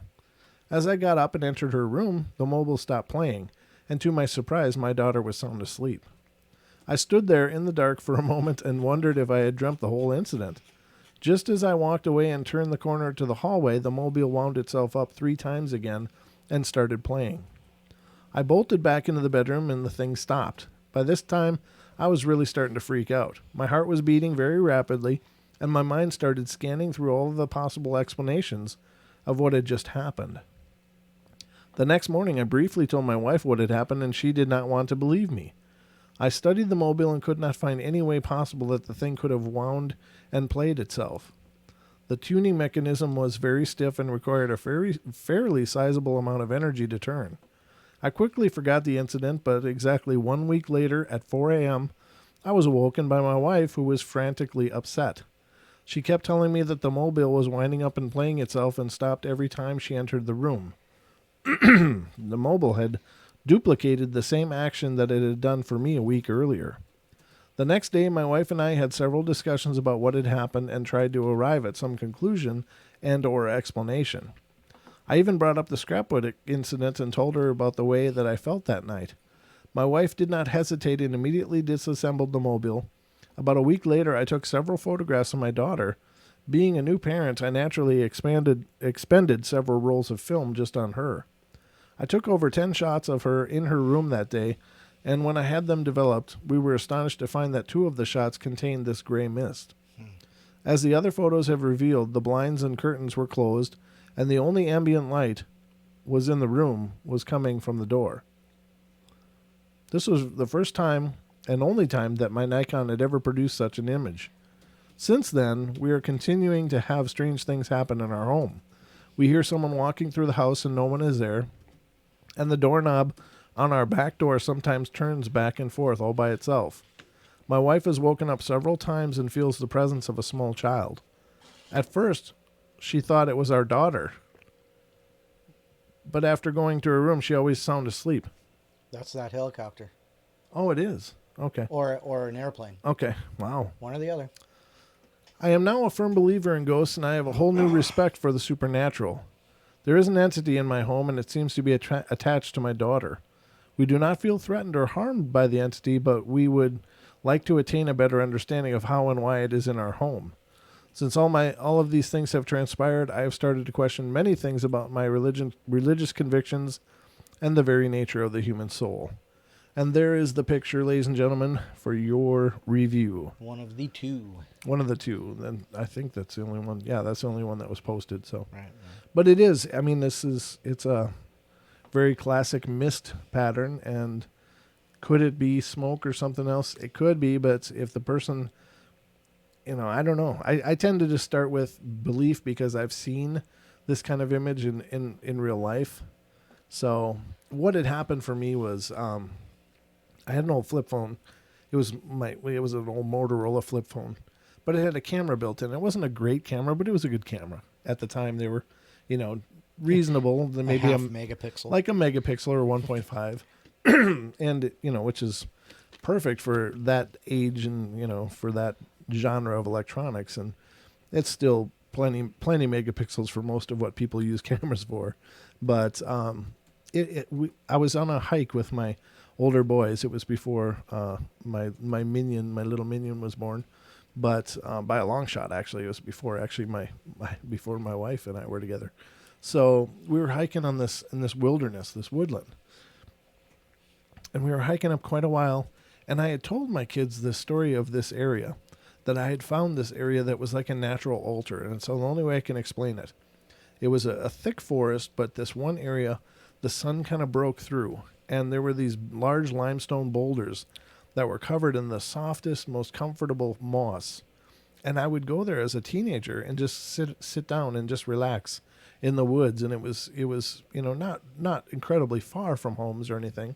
It was, just maybe a few hundred yards from homes. But it was just this natural place that felt magical to me and very calming to me. So I was hiking up, and what had happened was in my teen years, late teen years, they had allowed this state park to get logged, and it screwed up that area, and I never could find it again because it just ceased to exist. Once they cut out all the forest, all this scrubby growth came up, and it became a mess, and it was many, many years later that it's finally started to thin out again. So I'm hiking my kids up this bluff, and we get quite a bit higher in elevation than where this area was, but all 3 of us at the same time just stopped, and we all just felt this hum in the air and this energy. And so I took out my phone and I started taking pictures around us. And I could see them right away. And what I saw were all these rainbow ribbons of light going all around us. It was just absolutely amazing. And there was no explanation for how they were there. But it was very, very powerful and first we felt it and then we took the photos. It was like, wow, this is really, we felt it was a magical area, and then we started taking photos and clearly there was some kind of energy pattern going on there because they were completely manifest in the pictures. Now, the sad part of the story is that I never did back those pictures up, and my phone died of terminal electronic illness. And so I lost them. But I can still envision them perfectly in my head, but I wish I could share those kind of things. Right, yeah. But it was just glorious. So, pictures like this don't surprise me. That if there is an energetic presence, cameras do capture more of the light spectrum than our eyes perceive. So it's possible they are able to pick up on energetic patterns of energy, which is, energy is light. So if it's a sensitive enough camera, or if the conditions are right, it will pick up, what are considered spirit forms. So. Right. Well, I find it kind of funny that you find a place where you believe there's an old altar being peaceful, because you don't know what's been on that altar. No, I just mean it looked like an altar. I don't mean that it looked like a sacrificial. It just looked like this natural shelf break. Yeah, okay. And there was this beautiful plateau of these soft boulders, and the light shone through it. It was just really serene and peaceful. So I don't mean to imply that it was a sacrificial altar or anything like that. It was just like this natural altar is the only way I could describe it. So very cool. Is that really? Yeah, or it has to be. Is it coming from outside? Yeah, it's coming. It's definitely from outside. Wow. Maybe somebody's running a trimmer or some kind there. That might be true. I don't know. It's very annoying. It might be an ultralight just circling the house. Yeah, it could be. It's a black ultralight. There's an airport in the vicinity, so it's not impossible that there could be. We're being visited by CIA and black ultralights. Yeah. Well, what we're hearing is just this humming. It's like, and it sounds like it could be like an electronic fan, or electrical hum kind of thing. But I guess now it's deeper. So it's okay. Yeah, it's got to be somebody out there cutting their wet grass or. Might be one of the first lawnmowers of the year, ladies and gentlemen, up here in the. So we'll go make it the last lawnmower. The inland Northwest. Yeah, well, it's not good timing, but as long as we know what it is, I'm fine. Well, it's coming from outside. So it is coming from outside. It's not paranormal. It's just abnormal. No, I didn't necessarily think it was paranormal, but I thought, God, is there a fan going out? Is something overheating? Is what I was thinking of initially. So, but anyway, I can switch off to this picture. I hope you guys enjoyed that picture and that image, because it is a good picture. Back to the twins. Back to the twins. Twin flames.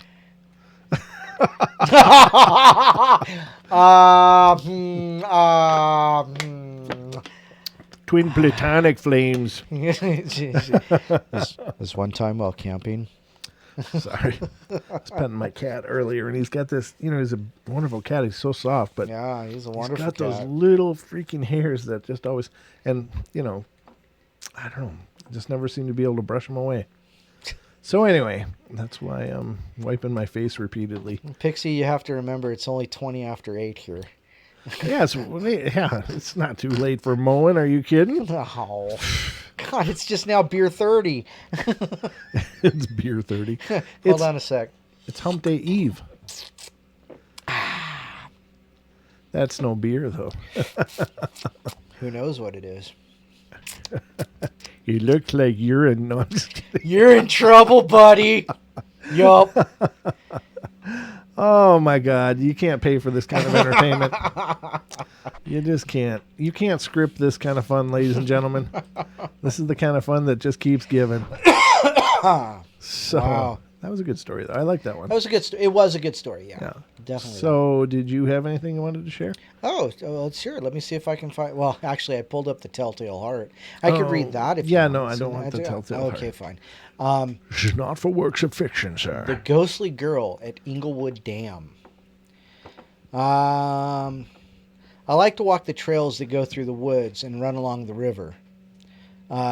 A few years ago, I was walking the trail in the morning, and I was down by the river when I was startled by a young woman that looked very odd. I thought it said old. A young woman that looked very odd.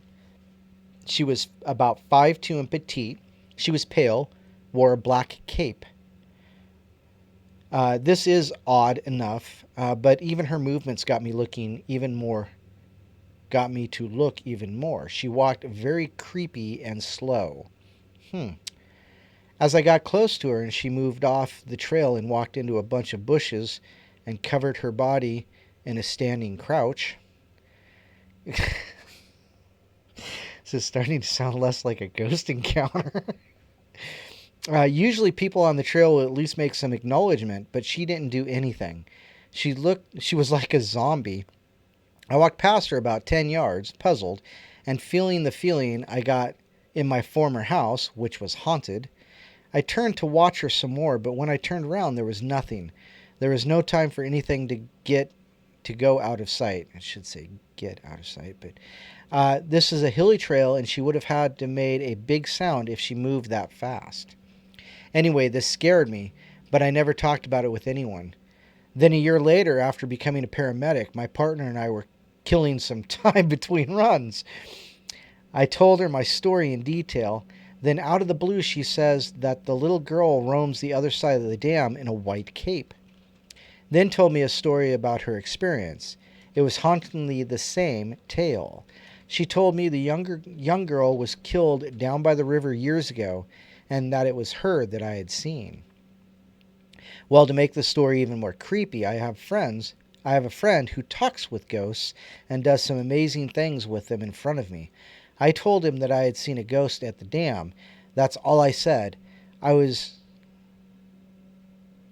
all I said was I had seen a ghost. And then he tells me detail by detail about what I had seen. I never told him anything about the word ghost. But the word ghost. Gosh. He then tells me about seeing the girl I had seen years prior as a boy. I have read that there is a haunting in that area, but I have no idea if it's the same haunting. Okay, a little disjointed there, but so was walking the trail, came across a petite 5'2" and petite girl in a black cape, but the paramedic that he was talking to said she was in a white cape, or in a white cape. So I wonder what the difference there is. I wonder why there's a difference there. Huh. I don't know. Sorry. That's okay. I was just chatting because you're the main guy here. Why? What makes you think you get to chat? Well, I gotta interact with our listeners. Yeah, and, clean Rico Suave. Yeah, whatever. Here we go with that again. Somebody's sucking up. Hi, Vamp. Well, it's nice to have a chance to say hello, and it's cool absolutely. when you read some stories, I can interact and see what the hell's going on in there. You want me to read another one? Absolutely. Okay, well, let me get to go back to Beard Vision here. Oh, here we go. Brought to you in Beard Vision, ladies and gentlemen, Mr. Don Longbeard. Oh, this one's a little bit bigger. Let's see. And it says Kent. I wonder if that's Kent, Ohio. Ah, ha, ha, ha. Here's another Ohio story. And this is over by Dee and what's her name? It says, first off, let me acknowledge the fact that I love your site. Oh, thanks. It's okay. I loved ghosts ever since I was 9 years old. Well, that's awesome. So have we. Not really, but okay. Brent has. I just kind of go along. My story goes as follows. My friends and I and my father decided that we would go to a bunch of haunted places with our brand new camera that has night vision. The first two places we went were Black Horse and Towner's Woods, both of which are located in Kent, Ohio. To our disappointment, we found nothing except satanic graffiti and an old bridge at Black Horse.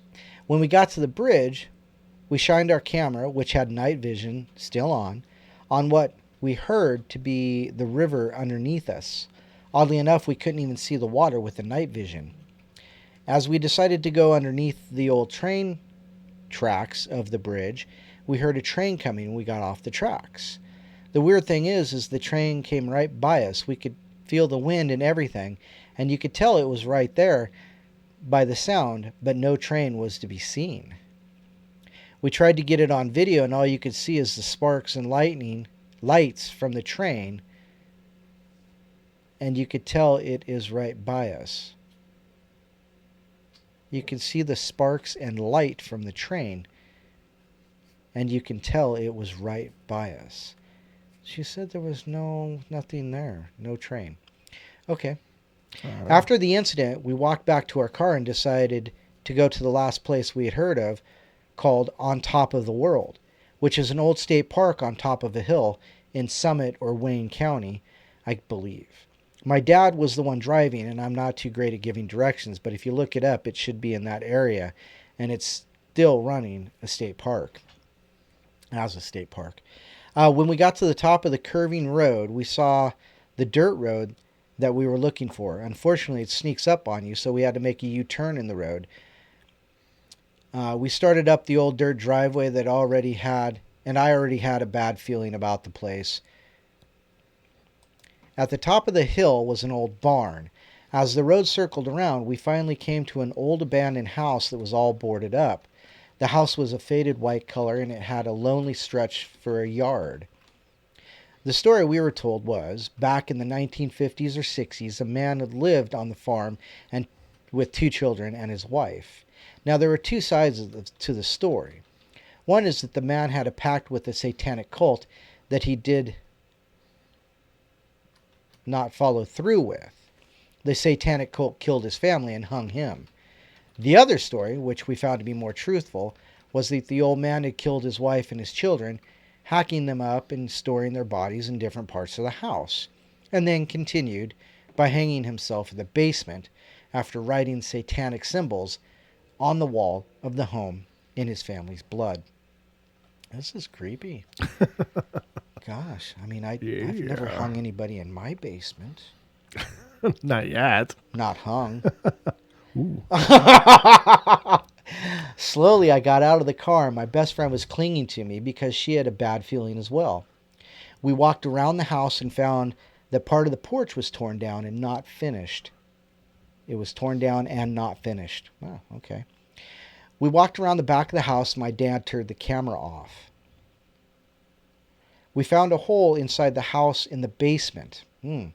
My friend, who is 6'3", tried to get in so he could film the inside of the house, but he couldn't fit.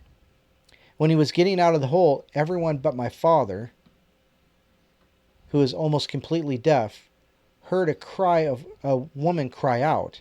It wasn't a scream, but more like a whimper. Instinctively, we noticed that it came from the back of the house, and we doubted that anybody else was there. Considering it's almost 1 a.m. and the moon was bright that night, so we didn't see anyone either. After squeezing together tightly, my dad decided that we would go inside the house. He would go inside the house, considering he was only 5'4".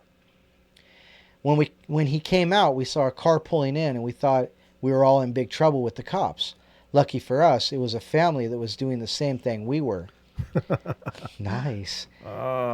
Yeah. Great idea. They had been at the house earlier and actually got a ghost on tape, which I saw when they showed it to me through the camera itself. The film showed a black form in front of the shed that begins to walk around the house, and then the film becomes fuzzy, as most films will do after the environment changes when a ghost is around. Oh, is that why it's not just a crappy camera? Okay. He told us that he had visited the house a lot, and the scariest thing he saw was the ghost at the shed, which if you stand at the furthest tree, you're supposed to see. And a woman's cry that comes from the back of the house. Immediately, my friend and I looked at each other and told him we had just heard that scream at the back of the house. After that, we went home and rewound the tape to see if we caught anything. Well, we did. When my dad was inside the house, he passes in front of the old fireplace. Standing right in front of him is a black figure. At first, we thought it was a burned place in the fireplace. So we put the tape on slow motion and found that the ghost was away from the fireplace and it moved. Also, we saw a lot of areas in the house where it looked like the police had to dig into, which leads us to believe the second version of the story about the man hacking his family up and storing them in different parts of the house. Down in the basement, it looked like bloodstains were on the wall and a giant hole was ripped into it. Hey. In another room upstairs, which my dad said had a low ceiling, so we guess it was probably the children's room, there was a large hole in one of the walls as well. Neither of the holes looked like they should have been there, nor did they look like they were put there by an angry fist. The holes looked like little tombs, where the man probably stored some of the body parts. Also, my friend had a pair of night vision glasses. He gave me the glasses and told me to look at the field. When I did, I saw a large black orb sitting in the field next to the trees. After our visit, my friend decided to research the place. She found out that the family's name was the Adams family. Oh, jeez. And the farm was owned by the father. It's Adams with one D, by the way. Oh, okay. I have had a lot of experiences, but one is the worst and most ghostly experience I've ever had. Needless to say, I haven't been back there. If I want to see it again, I can just go watch our old videotape where the murderer's face can be clearly seen. Oh, now see, she didn't say that earlier. The murderer's face can be clearly seen. Thanks. Wow, that's awesome. That was. Maybe we should send our friend Pixie and Dee to go investigate that. They'd be like, yeah, we do it. We do, yes. No, Indeed. It's not Don's basement, but that would be interesting. Very cool. Yeah, that was a good one. Indeed it were. And you read it like a champ. You read it like a chomp. Thanks. All right. So, That was a good one. continuing. Yeah. Continuing our journey. Where am I? I did that one. In the attic. That looks good. Ooh, in the attic. Yeah. Now, this was a in basement the story, description of the show, I did ask several questions, but what the hell is that? I asked several questions, like, why do some people seem to experience paranormal activity more often than others? And I think what it has to do with, has to do with resonance. I think it has to do with, oh, look at that one, Don. That's just a mess. Oh, that's awesome. Just highlight it again, see if you can Yeah, see if it I works. will. But it's just like, oh my God, seriously? Mm. That didn't work. But I think it has to do with resonance. Like if a person is oh, don't do that. Is how do I say, if they're more psychically aware or more psychically profound in their energetic presence, then I think they act as beacons. And I think that some people, or a lot of people, I think are probably dealing with a higher energy level than a lot of others. In other words, that they naturally just vibrate at a stronger frequency. And those people may get more in the terms of empathy or intuition or, experiencing moods due to impressions. And that would be more like the empathy. But I think that those energy beacons are what... Now, somebody had explained this a while back, and I liked this idea, and I think it was Sean back when he called in, but he said that in a normal state, most spirits will be in this kind of state of flux, where they're just kind of, I don't know, they're kind of out of focus. They're not really experiencing much of anything. They're just kind of maybe almost frozen in time. Mm-hmm. But the presence of these energetic souls is what brings them out of that. And makes them active and helps them to, come out of that.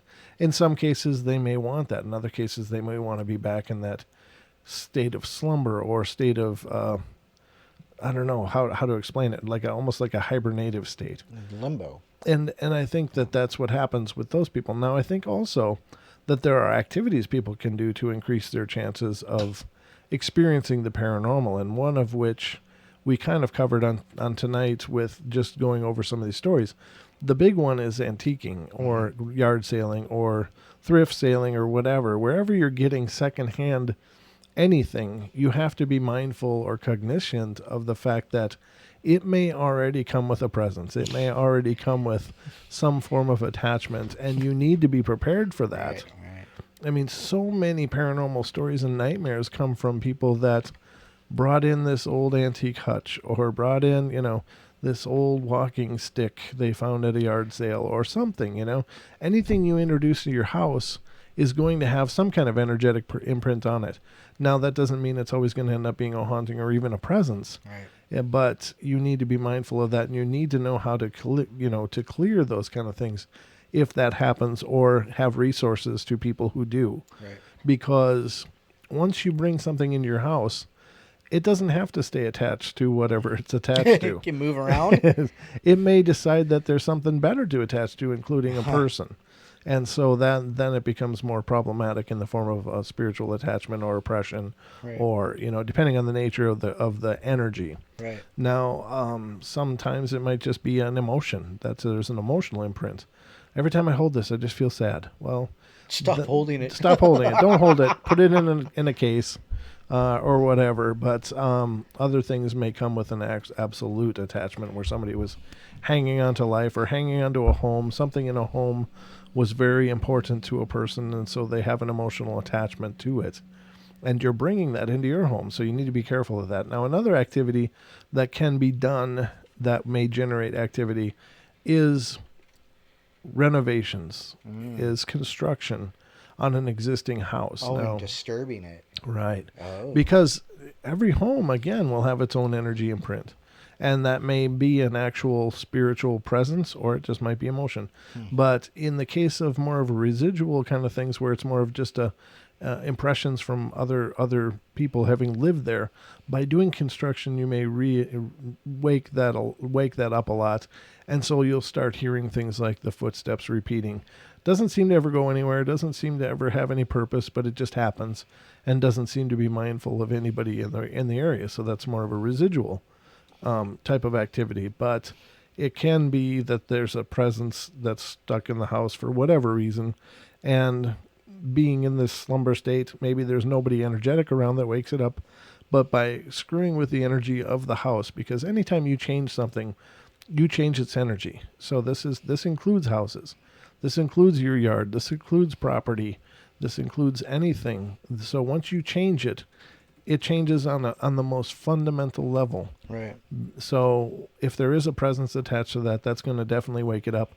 And in the case of where a person stays behind because they love their home, that was their happy place. Right. They just don't want to move on. That's where they're happy. And they may not like the way you decorate. They may not like your wallpaper. They may not like your painting, or your, hanging something somewhere. And they still feel like they have a voice, that they have the right to have input, because that was a very sacred place for them. And so changing a home or a location can activate a lot of activity. Bringing things into your home can activate activity. And if none of the above has happened, then you may be the reason for the activity. Yeah. Or your children, or, somebody in your family or your immediate group of people may be causing that to happen. So just be aware of that, ladies and gentlemen. Those are the biggies. There's other ways to bring forth activity. Ouija boards would be another one. Yeah. Any kind of oracle activity in terms of channeling or seance, or using a Ouija board, which is like it's like seance with the training wheels. Yeah. It's like it's not really a high form of channeling, but it is a form of channeling. And so you are becoming a conduit for some spiritual energy that's going to move through you and create some sort of message.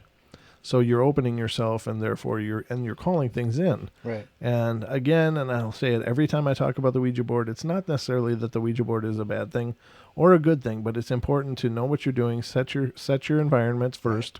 Make sure you've cleansed your environment, that you've set up things to generate white and good light.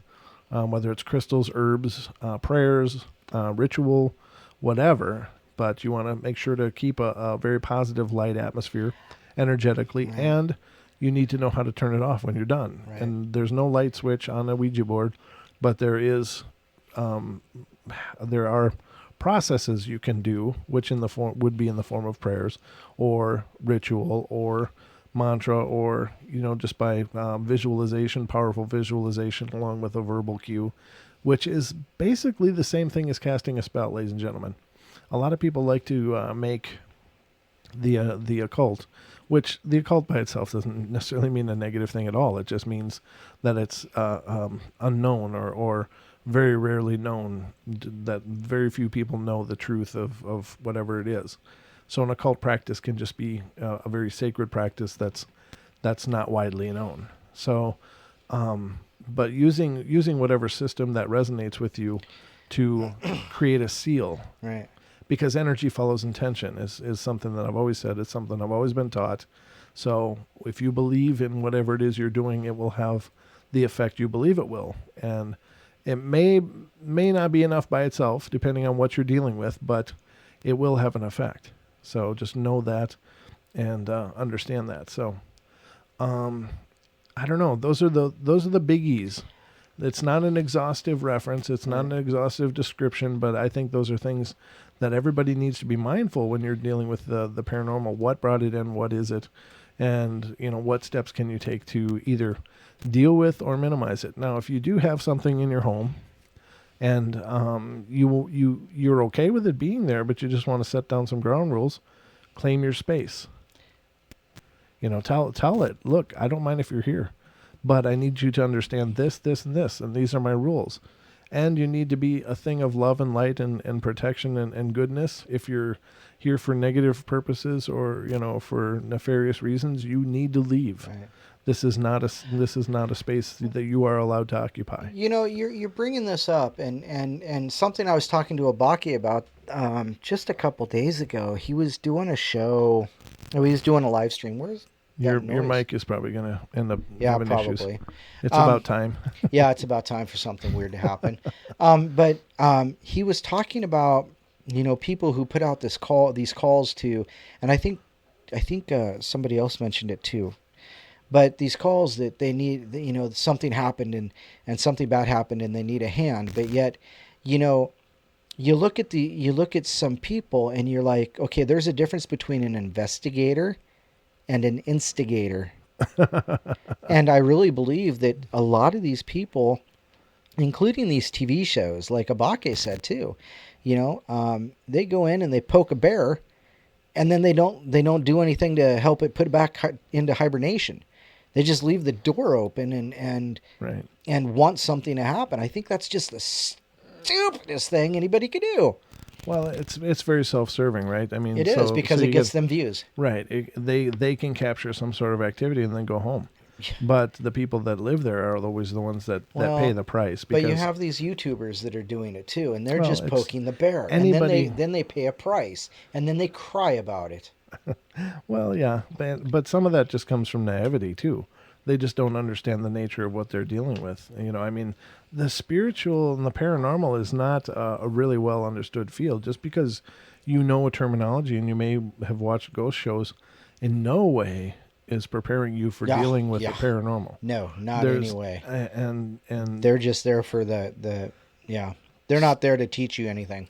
Right. They're for sensationalism. Right. And so they may be able to showcase some amazing things, but the behind the scenes stuff that you need to be aware of is that most times after any paranormal investigation has happened, for weeks after, the activity will ramp up to a huge degree because all these things are now unsettled.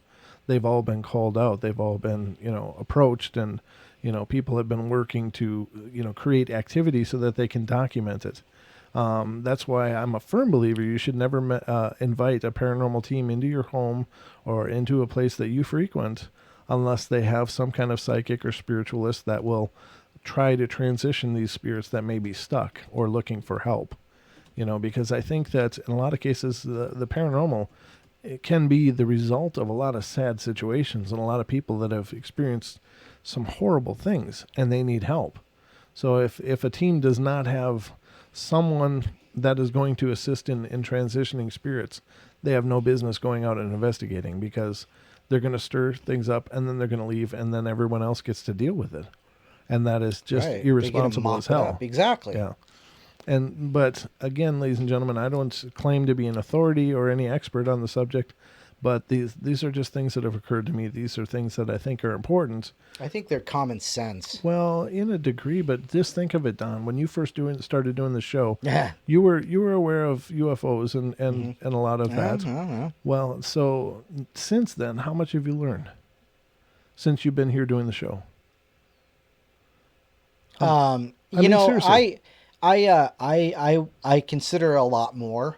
Right. I would consider a lot more, And but I would I've learned- still, you know, yeah. I've learned a lot more doing the show because, being an enthusiast is one thing, but when you do a show, you've got to look into, levels and levels and levels of things, and you become Right. introduced to a lot of people and information that wasn't normally available. I mean, some of the people that have been on doing interviews, especially in the recent few months, we've had such extraordinary guests on, and I've just been like, I've just been blown away. Right. But I know that I've gleaned so much more, information and understanding by doing the show. And so, I thought I knew a lot before, but once I started doing the show, once we started digging into this stuff, and once we started, reading these encounters and getting emails and, hearing from people, I've learned so much more. So, it's been an educational experience, but everybody thinks they got things figured out, right? Right. Yeah. So, and I think that's the case of a lot of people. It's not that they're trying to be reckless.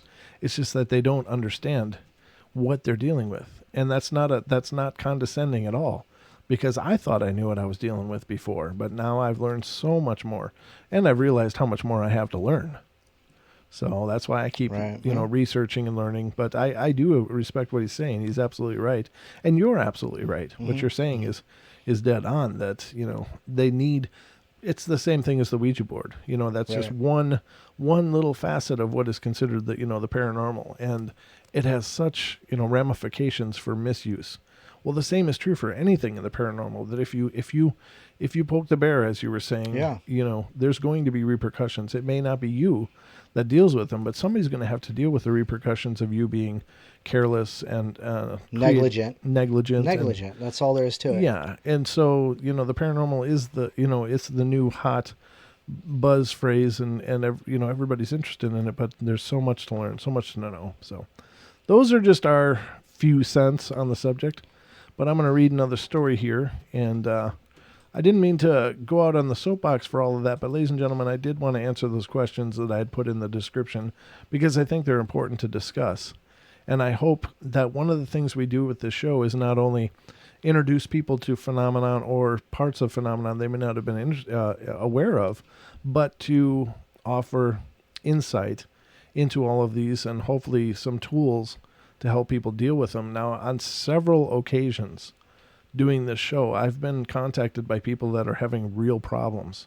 I mean, real problems, like really, really real problems. And I'll you know what? I'll take a minute here, and I'll explain one of these to you. And then I have a question for you. Oh, go ahead and ask the question first. Well, okay. Actually, it comes from Taz. Okay. And because she asked me, she says, she's asking about, can whole families be cursed, even though, or can families be affected even though there's distance between them? So like a brother and a sister separated, having similar issues. So there you go. Okay, so with curses, essentially that's the term would imply a negative desire for somebody. But if the curse, the curse is basically a formed energy. It's formed by somebody who may or may not realize that they have that power, and then it is directed. Now, it can be directed at just an individual, or it can be directed at an entire group of people. And so, yes, it's possible. I think that it's one of those things that it can follow family lines if it's more of like, and I'm throwing a term at it loosely. I don't know that this is the exact term to use, but like a blood curse, where you're cursing somebody's whole family, like screw you and all your kids, that kind of thing. Right. Well, then, you're casting negative energy towards that person and all of his offspring. and that's Right. kind of a tongue-in-cheek example, but you get what I'm saying. Right. Right. Now, if you just say, well, screw you, then it's very directed at an individual Right, person. right. So the nature of the caster of the curse, if we're talking about an actual practitioner who has the ability to formulate a curse and direct it towards a group, or a person, if they know what they're doing, they could curse an entire family line.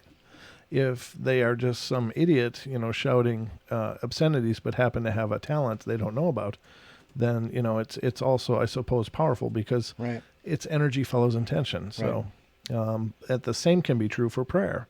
You can pray for a person or pray for all of the family. Now, in the case of my father passing, my dad passing, I've gotten so many people that have said, I'm sending you all kinds of love and light and prayers for you and your family. Right. So it's the same thing as a prayer, but a curse is, of course, a negative thing. So if you can pray for a group of people, theoretically you can curse a group of people. Now, I would like to, as a caveat warning to anybody that is or thinking of practicing anything nefarious or dark, know that there are some rules in the case of what is understood as magic or ritualistic practices, is that there is reciprocity. Mm-hmm. Whatever you send out is going to come back to you, usually times 3. Well, So we've heard sevenfold too. 7, but usually 3. I've heard 3, but yes, I have heard 7-fold as well. But there is a karmic reciprocity. So when you send out Yeah. negativity, you are inviting a negative repercussion. So, just know that nothing is ever just, oh, you can go to hell, and again, I'm tongue in cheek. I'm not going to speak any actual curse, Right. but you know what I'm saying? It's like, oh, I don't like you and screw you and all your family. Well, you can bet that you are now inviting that same, because there is an equilibrium to the universe. There is an equilibrium of energy to the universe.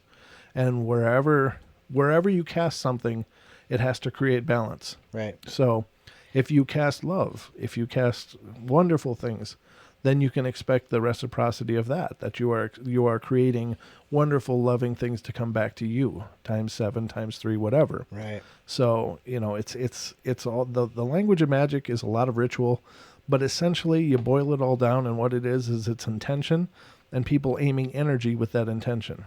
So there you have it. So Taz, did that answer your question or give you a different look on it? Let me know. Yeah, I'll be interested to see as well. Apparently Don has awesome nice beans. Yeah. Thank you, Pix. That is just going to go on to eternity, isn't it? Yeah, apparently so. Yeah, no. Yeah, so I just, and I don't ever mean to speak as an expert know-it-all kind of person, but this is what I understand, and it stands to reason. So Yeah. I just believe that's good.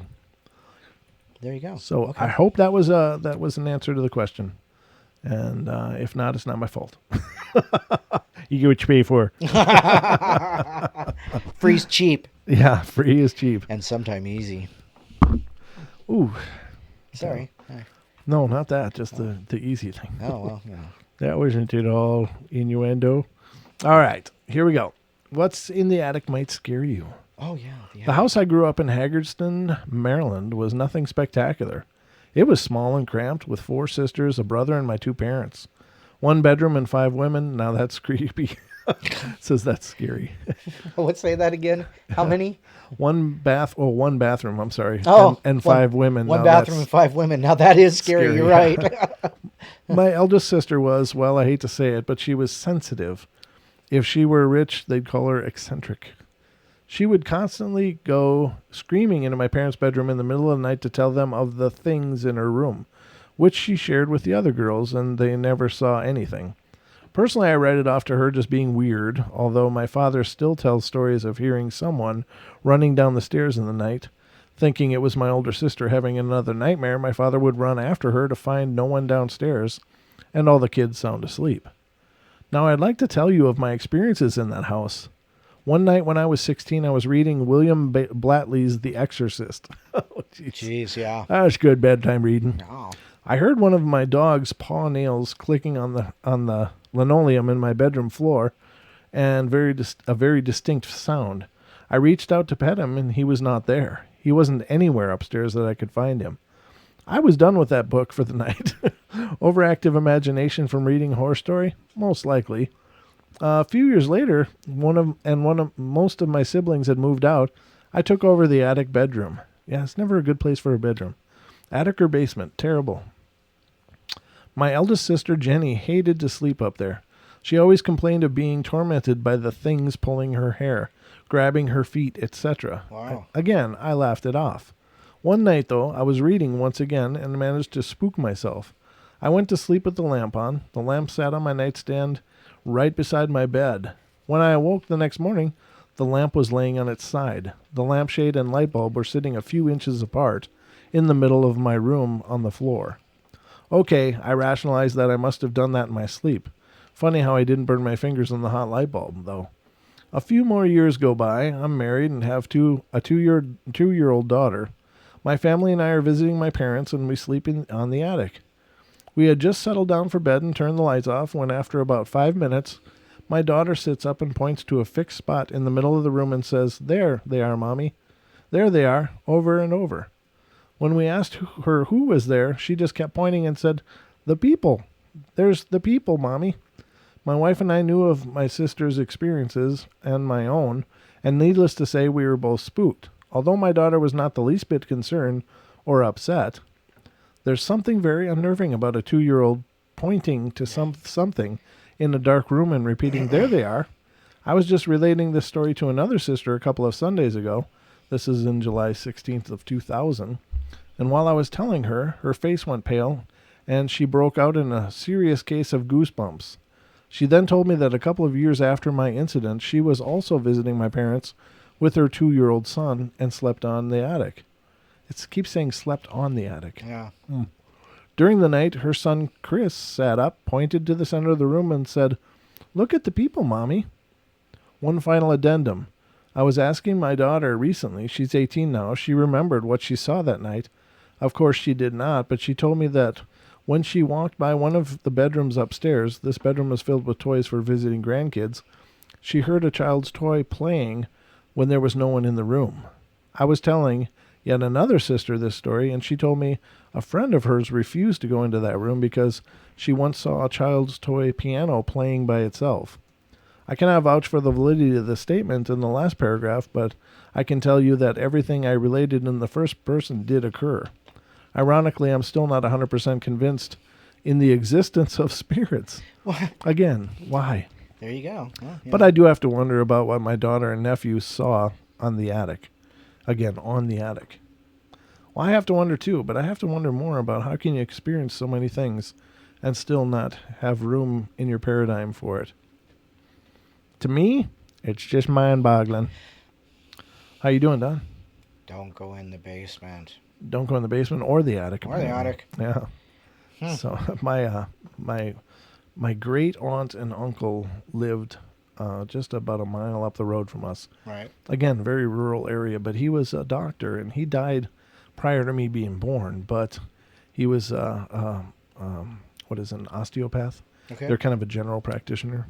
But he was a doctor, and of course his practice closed when he died, but a lot of the items were stored in their attic, and one of which was an actual human spine. And we always would take bets to run up the darkened attic into the spine room and back down. And even thinking about it now, it still creeps me out. We called it the bloody backbone. Oh, well, Yeah. And I think it had some red on it too, so I don't know why. The but bloody red back then. Yeah, but it was an actual. It wasn't like in the age of these acrylic representations. It was an actual spine from somebody. So that was true story, ladies and gentlemen. But nothing paranormal that I know of. Although I had heard that my cousins, when they stayed there through the years, had experienced like floating mists above them and stuff as they slept. Yeah. Wow. So, but. Never a negative thing, just presence. So, let's see here. I wonder if there's another one that I can read. And then, how are you doing though? Are you okay to continue, Don? Yeah, keep going. What Okay. time is it? Time? 9. Oh, it's time. Well, I don't know if it's time or not. It's Well, it says 9. That's time. What time did we start? we started just about at 7. You know what? We got 23 people listening. Wow, we better continue. I think so. We get this many people up in here, we got to entertain, Don. I think we've already provided then. we're always trying to entertain. This story will give you the chills. Let's see if they're right, ladies and gentlemen. Oh God, look at this mess. Look at that mess, Don. I know, that's even worse than the last one. I know, and you didn't think it could get any worse, but it can. It can, Don. January 1st, 1992. Wow, that made me like 22 years old that year. Don just dated himself. Because I'm a good guy, I like to date myself. Hi, Don. How you doing? I'm doing great. Buy me a drink. This is like the old cartoons. Oh, geez, where'd that go? He's here all night, ladies and gentlemen. Be sure to tip your waiter. All right. This cemetery is located in Chester, Virginia, off a long dirt road. It is a very old family cemetery that has graves as old as 100 years old, and some as new as 10 years. And when you go down this dirt road, you come to a clearing in the woods. Most of the graves are in this clearing, but some are actually in the forest between the trees. It is pretty spooky because a lot of the graves have mounds of dirt on them, like either the coffin is rising to the surface or that it was not buried deep enough. Oh God, is that really? Is that really a thing? Apparently so. That's creepy. Oh my God. Like either the coffin is. Yeah, I read that part. Now let me tell you as something that will be as important to know at the end of my tale. Now let me tell you something that I believe will be important to the end of my tale. My photo shoot was done on January 1st, 1992, a little after midnight. Let me just look and make sure there's no photos. Okay. New Year's morning. And I think the moon was full or pretty close. In October of 1991, a little girl named Charity Powers came up missing from the skating rink. She was about 9, and she was not found until February of 1992. Wow. Now back to the story. We pulled up and I evaluated the area, checking for anything that might interfere with my photo shoot or the final prints. There was nothing. Remember, I was in the woods and the closest house was a trailer about a mile away at the end of a dirt road. I only used the light from the moon and sometimes a flash. All the other times a long exposure was used between 60 and 120 seconds. My model was required to sit very still so the photos would not blur. I took 2 rolls of black and white film, 24 exposures on each roll. After about an hour, I was finished, and so we left. I developed and printed the photos myself the next day, and the first roll was fine until about photo number 11. In the far background, there was a small glowing spot. On every successive photo after that, including on the second roll, the glowing spot was visible, but on each photo moving closer to the foreground, closer to my model and myself. On the last 5 photos and my final roll of film, the glowing spot was hovering above and to the side of my model. The anomaly was like one round glowing ball on top and underneath a long glowing oval like a head and body. Needless to say, I was shocked, and there was no way it was a reflection or a developing mishap. The way the anomaly moved through each photo showed intelligence. I still went back to the cemetery in the day and eventually ruled all those things out. Now for the end of the story, the missing little girl's body was found a month later after the photo shoot. She was buried in a shallow grave in the very cemetery where I did my photo shoot. The man that murdered her was arrested soon after. He was the person that lived in the trailer at the end of the dirt road. I am glad he did not find my model and me hanging out alone there in the cemetery that night. It makes me wonder if the ghost in the pictures was not the little Charity Powers trying to let someone know that she was back there. I have not been able to find the photos or negatives at my mother's house. That is why I want to return and do a whole investigation to take new photos. Maybe now that she has been laid to rest, nothing will show up. Or maybe it wasn't her after all. After developing the photos and seeing the anomalies, it brought to mind some scary experiences that I heard about way before the little girl was ever murdered. Something about a ghost, a black man in overalls, holding an axe and chasing people away from the cemetery and down the dirt road. He only vanishes right before the entrance to the dirt road, not reaching the main intersection where the public would surely bear witness. Well, it was an old black family cemetery. Maybe he protects his family even in death.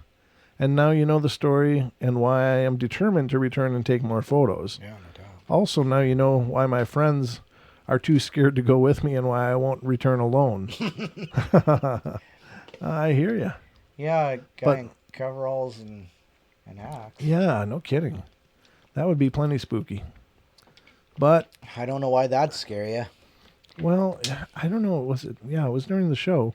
I think we were doing cemetery haunts, and I don't know if I read it on the show or not, but there was one story I dug up that said, in old times, the first person buried in a cemetery would be forever after its protector. Huh. And Interesting. unfortunately, sometimes that first person wasn't really dead when they were buried. So, so in other words, they didn't get to choose. Oh, I heard that, yeah. Yeah, so I must have shared it on the show if you heard it, or maybe you've heard it from somewhere else. But yeah, I think I shared it on the show, but maybe I didn't. I think it was on the cemetery show, Well, Cemetery yeah, Ghosts, but that we that's- did. I think that's when I dropped that, but maybe I didn't. I don't remember if I ended up using that article or not. I think I did. So anyway, ladies and gentlemen, we are at about almost 10 minutes after 9. So And I just ran out. My bottle's empty. you just ran out. Yeah, Well, my bottle's empty. And an empty bottle, ladies and gentlemen, equals a sad Don Longbeard. Shout out Progeny of Light. It's nice Oh, to see hey. him. I haven't seen him in the chat room with us before. Yeah, I've not seen the man Yeah. checking out the show. No, I'm just Yeah. kidding. He's been around. Well, I haven't But- seen him in Not for a the while. YouTube chat room. Yeah. Oh, okay. Well, yeah. Oh. No, he's been here. And one to Regla too, because we got to say hi to Regla. Woo! Well, thank you guys for coming in, and I'm sorry to end the show when there's so many people in here, but we've been at it a while, and I don't know, Don, you got to get going, right? Well, yeah, I really kind of do, because I got that thing in the back of my pickup. I got to Yeah, get that's out. right. So That's right. I don't want that sitting in town. Oh, So, in yeah, that- town. The thing in the back of my pickup. It probably should be in my basement. That's just twisted as hell. You know that? I right? know, isn't it? It's. Oh, that's part of the. Yeah. Oh, and the new term, basement meat.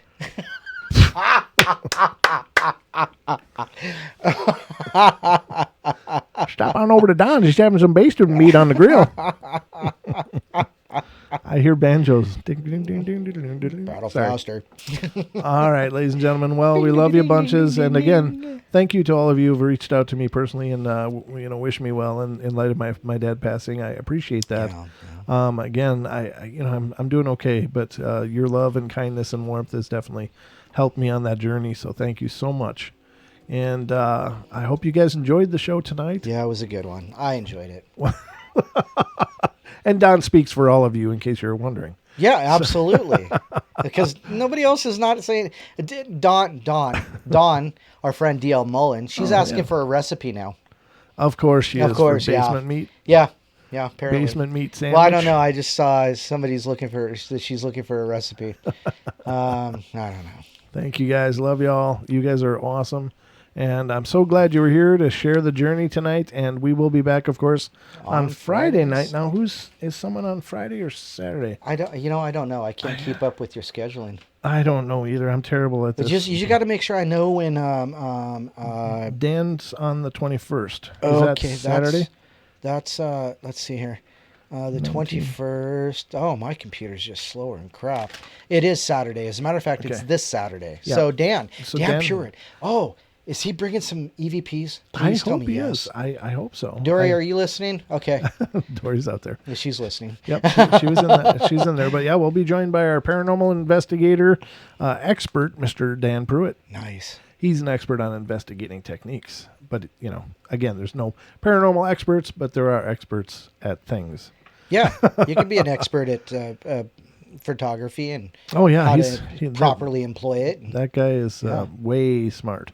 Dan is incredibly knowledgeable about the field and incredibly passionate about it as well. So don't miss that show on Saturday. Friday, I don't believe anybody's going to be on. I don't have it written down if they are, so. Basement meat with a side of black-eyed beans. Guess who said that? That sounds, I'm smelling pixie here. Yeah. The sweet smell of Miss Pixie. Oh, sweet smell. Yeah, whatever. Of course. We love Miss Pixie. I could hear that totally. Oh, yeah, that was her. All right, well, yeah. All right, So, ladies and gentlemen, awesome. so that's going to wrap up our journey tonight, but thank you again, and we'll be back on Friday night, or at least I'll be back, and at 10 p.m. Pacific time for our normal network presentation, Yeah. and then we'll be back again, of course, on Saturday. Don will be with me, and we will be welcoming Mr. Dan Pruitt to the show Nice. to discuss paranormal investigating here on the Paranormal Portal. So we love you guys bunches. Thank you so much. I sincerely mean it. You guys make this an awesome thing, Yes. this awesome experience, so... And Pixie, or not Pixie, but Regulus says we need to keep making radio shows. So Okay. we're doing that, yeah, because we love you all. Well, yeah, I mean, I need to do this as much as, I need anything. to do it. I need to make this the only thing I do. Well, there you go. And you guys can help us with that. Spread the word. Spread the word. Let people know about the portal. Absolutely. And, we can continue to grow and expand and become bigger, better, and greater than we are now. And do 4 shows a week instead of 3. Or 5. What the hell? Because I gotta be able to, make the basement meet. Come on. Okay, I'll do 5. Don can be here Don for a can couple of still them. miss he can still miss the Friday show. It's okay. That'll be when he's grilling up basement meat. You heard it here, ladies and gentlemen. I'm going to have problems sleeping tonight now thinking about that. But all right. So love you all. We'll be back again. Thank you. And if you have a paranormal story of your own that you'd like to share, please feel free to email us at paranormalportalradio@gmail.com. And we'll be happy to read your story on the air as well. Yeah, So, absolutely. all right, guys. Love you bunches. And we'll see you next time on the Paranormal Portal.